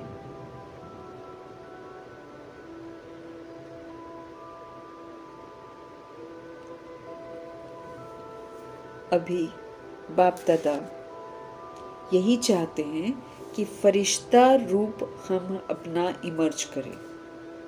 फरिश्ता रूप इमर्ज करना मतलब वो फरिश्ते वाली जो स्थिति नहीं होती है, कर्मयोगी फरिश्ते की सारी किताब, उसमें जो विशेषताएं बतलाई हुई है ना, वो सारी विशेषताएं बाबा चाहते कि हम लोग में आए, तब फरिश्ता रूप इमर्ज होगा। जब हम कर्तव्य करेंगे तभी तो बनेंगे ना।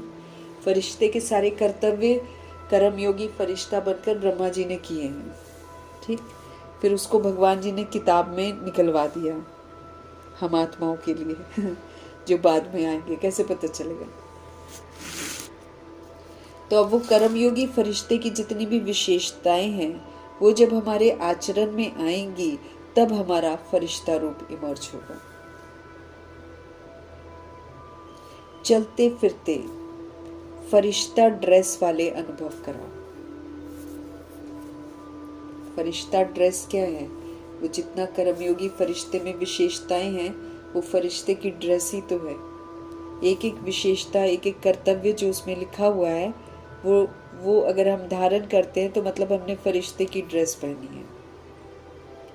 तो बाबा कहते हैं चलते फिरते फरिश्ता ड्रेस वाले अनुभव कराओ। बाप दादा ने ड्रिल सुनाई ना, ड्रिल सुनाई बाप दादा ने। वस्त्र बदली करने की आदत तो है ना, तो जैसे शरीर की ड्रेस को बदली करते हो ऐसे ही आत्मा का स्वरूप फरिश्ता बार बार अनुभव करो। जैसे हम सोल्स शरीर की ड्रेस को बदलते हैं ना, बदली करते हैं, ऐसे ही आत्मा का जो स्वरूप है फरिश्ता, उसको बार बार अनुभव करो कि मैं फरिश्ता हूं, मैं फरिश्ता हूं, मैं फरिश्ता हूं।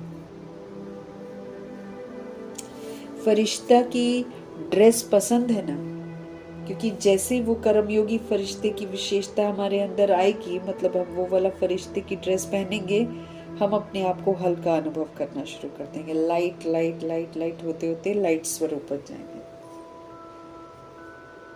बाबा कहते हैं ऐसे ही आप जैसे शरीर की ड्रेस बदली करते हो ना, ऐसे ही बाबा कहते हैं आत्मा का स्वरूप फरिश्ता, आत्मा का स्वरूप फरिश्ता है, या तो वो बिंदी है या वो फरिश्ता है, ये आत्मा का है। बाकी देह वाला तो हम लोगों ने विस्मृत होकर धारण किया। असुल में हम सतोगुणी और सत्युगी हैं, असुल में हम निराकारी और आकारी हैं।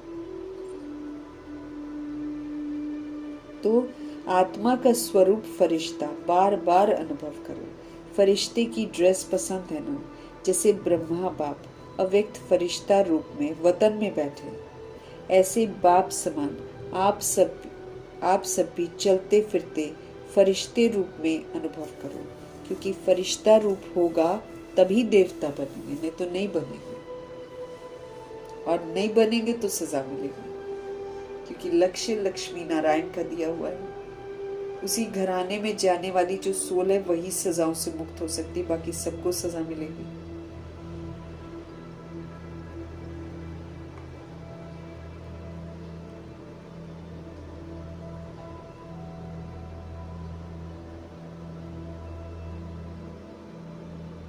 तो आप सब भी चलते फिरते फरिश्ता रूप में अनुभव करो, फरिश्ते रूप में अनुभव करो, क्योंकि फरिश्ता रूप होगा तभी देवता बनेगा। जैसे बाप के 3 रूप याद रहते हैं ना, जैसे बाप के 3 रूप याद रहते हैं ना, बाप, शिक्षक और सदगुरु, ऐसे अपने भी 3 रूप याद करो। जैसे बाप, शिक्षक और सदगुरु है ना, 3 रूप हमको याद रहते हैं ना। ब्राह्मण सो फरिश्ता और फरिश्ता सो देवता, याद रहता है ना। ब्राह्मण सो फरिश्ता, फरिश्ता सो देवता, ये 3 रूप पक्के हैं ना। कभी ब्राह्मण की ड्रेस पहनो, कभी फरिश्ते की ड्रेस पहन लो, कभी देवता की ड्रेस पहन लो। बाबा कहते हैं ऐसे करो, ब्राह्मण का कर्तव्य करो, कभी फरिश्ते का करो, कभी देवता का करो। इस तीनों रूप में स्वतः ही त्रिकालदर्शी की सीट में बैठ साक्षी होकर हर कार्य करते रहेंगे। अगर हम तीनों रूप में, तीनों रूप को याद करेंगे और तीनों रूप पक्के करके फिर कभी ब्राह्मण का कर्तव्य करेंगे, कभी फरिश्ते का कर्तव्य करेंगे, कभी देवता का कर्तव्य करेंगे, तो इन तीनों रूप में स्वतः ही त्रिकालदर्शी की सीट में बैठकर फिर हम साक्षी होकर के कार्य करते रहेंगे। अच्छा पाठ बजाएंगे, क्योंकि साक्षी आत्मा अच्छा पाठ बजाती है। प्रभाव में नहीं आएगी, लेकिन इधर से अच्छा पाठ बजाएगी। तो इस 3 रूप में स्वतः ही त्रिकालदर्शी की सीट में बैठकर साक्षी होके हर कार्य करते रहेंगे। तो सभी से बाप दादा यही चाहते हैं कि सदा बाप के साथ रहो, अकेले कभी मत बनो।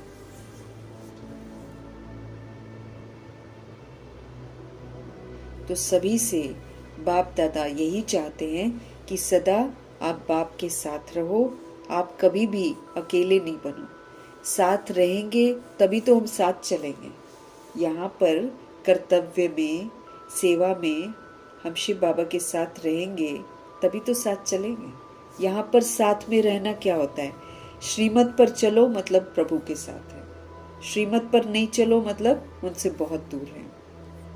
तो जो यहाँ श्रीमत पर चलकर साथ रहता है वही फिर बाबा के साथ जाता है। तो बाप दादा तो हमसे यही चाहते हैं कि हम सब सदा बाबा के साथ रहें, अकेले न बने कभी भी। साथ रहेंगे संगम युग में तभी साथ चलेंगे।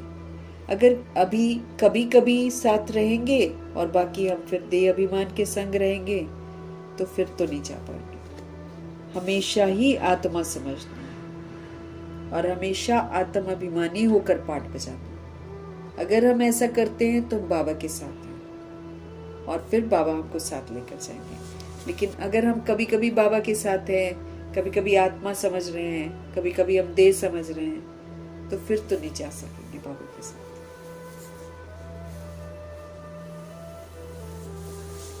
अगर हम अभी कभी कभी रहेंगे तो फिर साथ कैसे चलेंगे? स्नेही को कभी भूल नहीं सकता है। अगर हमको स्नेह है भगवान के साथ तो स्नेही को कभी भूल नहीं सकता है। सारे दिन में ये अभ्यास आप करते रहो। बाबा चाहते हैं कि सारा दिन हम ये अभ्यास करते रहें। अभी अभी ब्राह्मण, अभी अभी फरिश्ता, अभी अभी हम ब्राह्मण, अभी अभी फरिश्ता, अभी अभी देवता। ऐसे करें। कभी ब्राह्मण का कर्तव्य करें, कभी अलौकिक फरिश्ते का, अव्यक्त फरिश्ते का कर्तव्य करें, कभी कभी दैवी गुणों वाला, देवता वाला व्यवहार करें। ऐसे करके बाबा कहते प्रैक्टिस करो। चारों ओर के सर्व बच्चों को जो सदा खजाने से संपन्न है, जो सदा अपनी चलन और चेहरे से सेवाधारी है। क्योंकि अंदर धारण करेंगे तो हमारा आचरण में ज्ञान होगा, हमारे आचरण में गुण होंगे, शक्तियां होंगी। तो चारों ओर के सभी बच्चों को जो हमेशा खजानों से संपन्न, जो सदा अपनी चलन और चेहरे से सेवाधारी है, क्योंकि आप सबका वायदा है कि हम विश्व परिवर्तक बनकर विश्व का परिवर्तन करेंगे। वायदा क्या है? हम विश्व परिवर्तक बनकर विश्व का परिवर्तन करेंगे। तो चलते फिरते भी सेवाधारी सेवा में तत्पर रहते हैं। तो चलते फिरते भी सेवाधारी जो हैं वो सेवा में तत्पर रहते हैं। ऐसे विश्व सेवाधारी, ऐसे विश्व परिवर्तक, हर एक को बाप के खजानों से भरपूर करने वाले बाप दादा के चारों ओर के बच्चों को बाप दादा का याद प्यार और दिल से दुआएं और नमस्ते।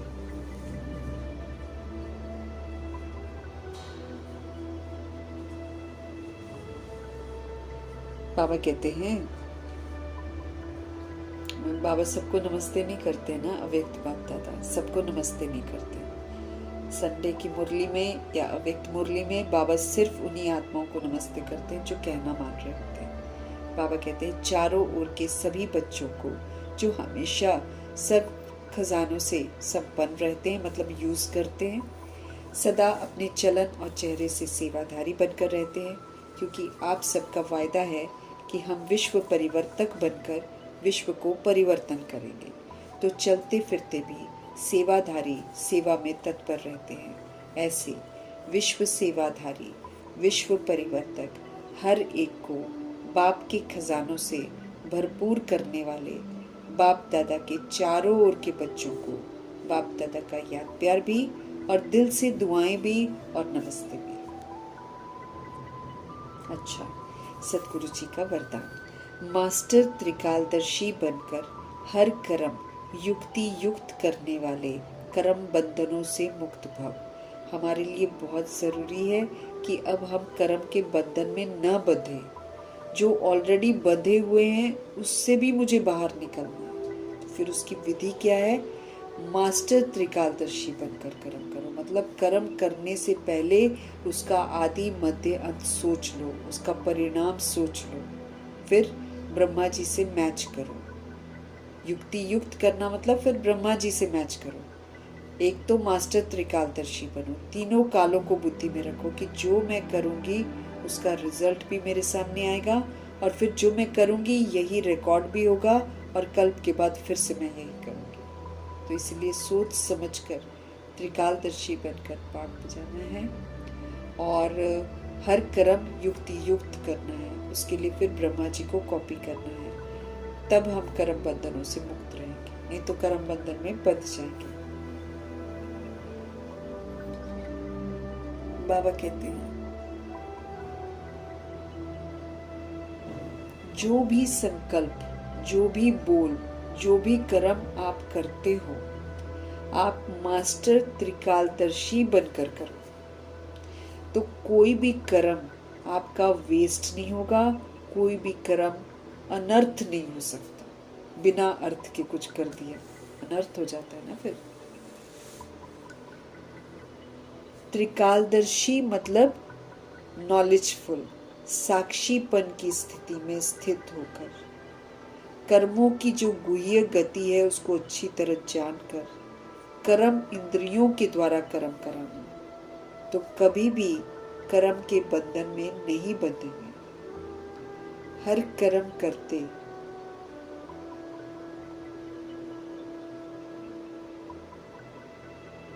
बाबा कहते हैं हर कर्म करते कर्म बंधन मुक्त बनो, कर्मातीत स्थिति का अनुभव करते रहेंगे। जो भी संकल्प करें, संकल्प करने से पहले भी हमको सोचना है। कोई भी बोल बोलें, बोलने से पहले भी सोचना है। और फिर सिर्फ सोचना नहीं है, ब्रह्मा जी से मैच भी करना है। तो जो भी हम संकल्प करें जो भी हम बोलें, जो भी कर्म हम करें, उससे पहले मुझे सोचना है, ब्रह्मा जी से कंपेयर करना। तब कहेंगे मास्टर त्रिकालदर्शी। वो मास्टर त्रिकालदर्शी बनकर करो तो कोई भी कर्म हमारा वेस्ट कर्मा नहीं होगा, कोई भी कर्मा हमारा बिना मीनिंग के कर्मा नहीं होगा, अनर्थ नहीं होगा। त्रिकालदर्शी का मतलब होता है साक्षीपन की स्थिति में स्थित होकर कर्मों की गुह्य गति को जानकर फिर कर्म इंद्रियों के द्वारा कर्म कराना। त्रिकालदर्शी का मतलब ही होता है साक्षीपन की स्थिति में हम स्थित हो जाएं, कर्मों की गुह्य गति को जानकर फिर कर्म इंद्रियों के द्वारा हम सारे कर्म कराएं, तो कभी भी हम कर्म के बंधन में नहीं बंधेंगे, कभी भी नहीं बंधेंगे हम कर्म के बंधन, क्योंकि हमने सोच समझ कर किया, ब्रह्मा जी से मैच करके किया, कर्मों की गुह्य गति को बुद्धि में रखकर किया कि जो हम कर रहे हैं इसका भुगतान भी हमें को करना पड़ेगा, कर्म का फल जो मिलेगा वो मुझे ही मिलेगा। तो जिसको पता है कि कर्म का फल मुझे मिलेगा वो तो सोच समझ कर ही कर्म करेगा ना। और जब हम साक्षीपन की स्थिति में स्थित होकर त्रिकालदर्शी बनकर सोचते हैं, बोलते हैं, कर्म करते हैं, कर्मों की गुह्य गति को बुद्धि में रखकर सोचते, बोलते, करते हैं और फिर कर्म इंद्रियों से श्रीमत प्रमाण और परमात्म डायरेक्शन के प्रमाण कर्म कराते हैं, तो कभी भी कोई कर्म का बंधन हमको नहीं बंधेगा।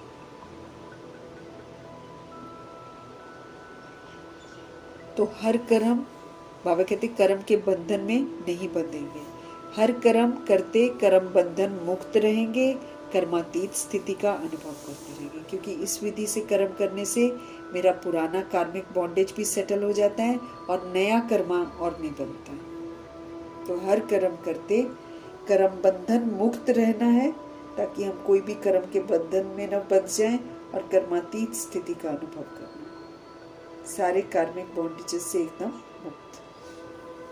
स्लोगन है, जिनके पास हद की इच्छाओं की अविद्या है वही महान संपत्तिवान है। अभी के समय में वही सबसे रिचेस्ट है जिसके पास ये दुनियावी इच्छा नहीं है। जो दुनियावी इच्छा की जिसको अविद्या हो जाती है, वो चाहिए ही नहीं, है ही नहीं, वो इच्छा दुनिया का ये मिल जाए वो मिल जाए, उसको हद की जो इच्छाएं हैं, जो देह से रिलेटेड इच्छाएं हैं, जिनके पास उसकी अविद्या हो जाती है। अविद्या मतलब जब हमको कुछ मालूम ही नहीं होता उसके बारे में, चाहिए नहीं, वो तो दूर की मतलब बिल्कुल थॉट में ही नहीं है वो चीज़। तो जिनके पास हद की जितनी भी इच्छाएं हैं, ये हो जाए वो हो जाए, ये मिल जाए वो मिल जाए, ये जो विनाशी इच्छाएं हैं, इसकी जिसको अविद्या हो जाती है, मतलब वो भूल जाता है इन इच्छाओं को, चाहिए ही नहीं कभी भी उसको, वही सबसे रिचेस्ट है। इच्छा वाले तो सारे गरीब हैं, क्योंकि देखो आज इच्छाओं के पीछे इंसान भागे जा रहा है, खाने का भी टाइम नहीं है किसी के पास, तो वो क्या हो जाते हैं, वो भिखारी हो जाते हैं। तो महान संपत्तिवान अगर देखना है तो भगवान के बच्चे, जो हद की इच्छाओं की जिनको अविद्या हो जाती है, ये दुनिया की कोई भी चीज़ की जिसको चाहना नहीं रहती है, उससे जो बिल्कुल अनजान हो जाता है, वही महान संपत्तिवान का टाइटल कमाएगा, रिचेस्ट इन द वर्ल्ड। जैसे ब्रह्मा जी को कोई इच्छा नहीं थी, है ना, धन दौलत सब दे दिया, नहीं इच्छा थी कोई भी चीज़ की, अविद्या हो गए थे वो, इस दुनिया का उनको कुछ भी नहीं चाहिए। तो सबसे महान संपत्तिवान वही है। अव्यक्त इशारे हमको मिल रहे हैं, निश्चय की फाउंडेशन को मजबूत बनाने की समझ मिल रही है, क्योंकि हमारी निश्चय की बहुत परीक्षाएं होने वाली हैं। मजबूत करके हमको सदा निर्भय बनना है, सदा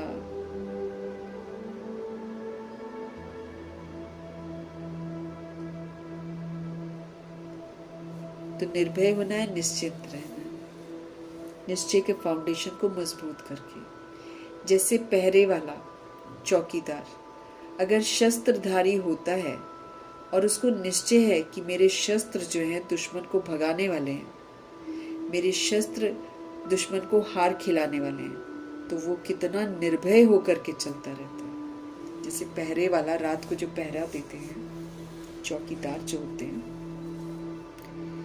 अगर उनके पास शस्त्र होते हैं, वो शस्त्रधारी होता है और उसको ये विश्वास होता है कि जो मेरे पास शस्त्र है ये दुश्मन को भगाने वाला है, ये दुश्मन को हार खिलाने वाला है, तो वो निर्भय रहेगा, उसको डर थोड़ी लगेगा।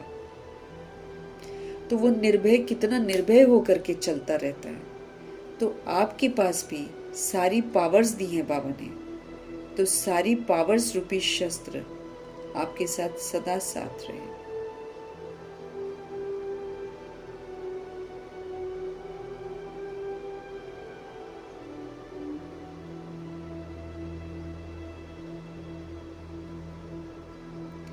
तो आपके पास भी तो बाबा कहते सारी पावर्स हैं, सर्व शक्तियां रूपी, यही तो आपके शस्त्र हैं। हमको तो हिंसा करनी नहीं है, लेकिन हमारे पास सूक्ष्म शक्तियां हैं। बाबा कहते ये शक्तियां ही तो तुम्हारे शस्त्र हैं, तुम्हारे सदा साथ हैं। सिर्फ उनको आह्वान करो कि आ जाओ, मालिक बनकर ऑर्डर करो। सफलता सदा हुई पड़ी है, बस इमर्ज हो गया, आपने उस पावर को यूज किया, बस सफलता तो सदा हुई पड़ी है। बाबा कहते हैं तो जैसे पहरे वाला चौकीदार अगर शस्त्रधारी होता है और उसको निश्चय है कि मेरा शस्त्र जो है दुश्मन को भगाने वाला है, हार खिलाने वाला है, तो वो कितना निर्भय होकर चलता रहता है। तो आपके पास भी सारी पावर्स हैं, बाबा ने दे रखी हैं सूक्ष्म पावर्स, ये भी हमारे अस्त्र और शस्त्र हैं। तो अगर ये मेरे पास सदा साथ हैं, तो हमको सिर्फ आह्वान करने की ज़रूरत है कि आ जाओ, अर्थात मालिक बन करके ऑर्डर करो, तो सफलता सदा हुई पड़ी है।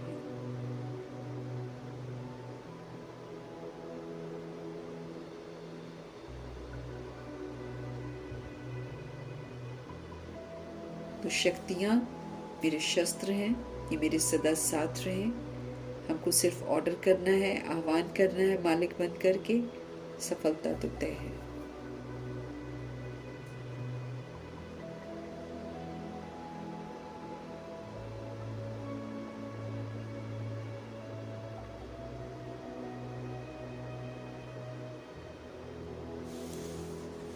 तो सशक्त बना रहे हैं बाबा हमको हर तरह से, सर्व खजानों से संपन्न, शक्तियों से संपन्न, गुणों से संपन्न, ऐसे संपन्न बनाने वाले शिव पिता परमात्मा जी का धन्यवाद करेंगे।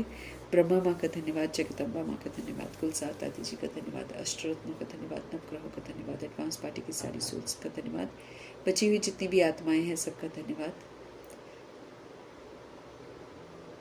तत्वों का धन्यवाद, ड्रामा का धन्यवाद, प्रकृति का धन्यवाद, माया का धन्यवाद, यमदूत का धन्यवाद, करोड़ों के वादों का धन्यवाद, साधनों का धन्यवाद, साधन बनाने वालों का धन्यवाद, साथ में रहने वाली सोल्स का धन्यवाद, सहयोगी आत्माओं का धन्यवाद, अविनाशी खजानों का धन्यवाद, समय का धन्यवाद, शरीर रूपी इंस्ट्रूमेंट का धन्यवाद, पूरे यूनिवर्स का धन्यवाद, आप सभी सोल्स का धन्यवाद। सृष्टि की मेहमान नवाजी का तहे दिल से धन्यवाद करेंगे। धन्यवाद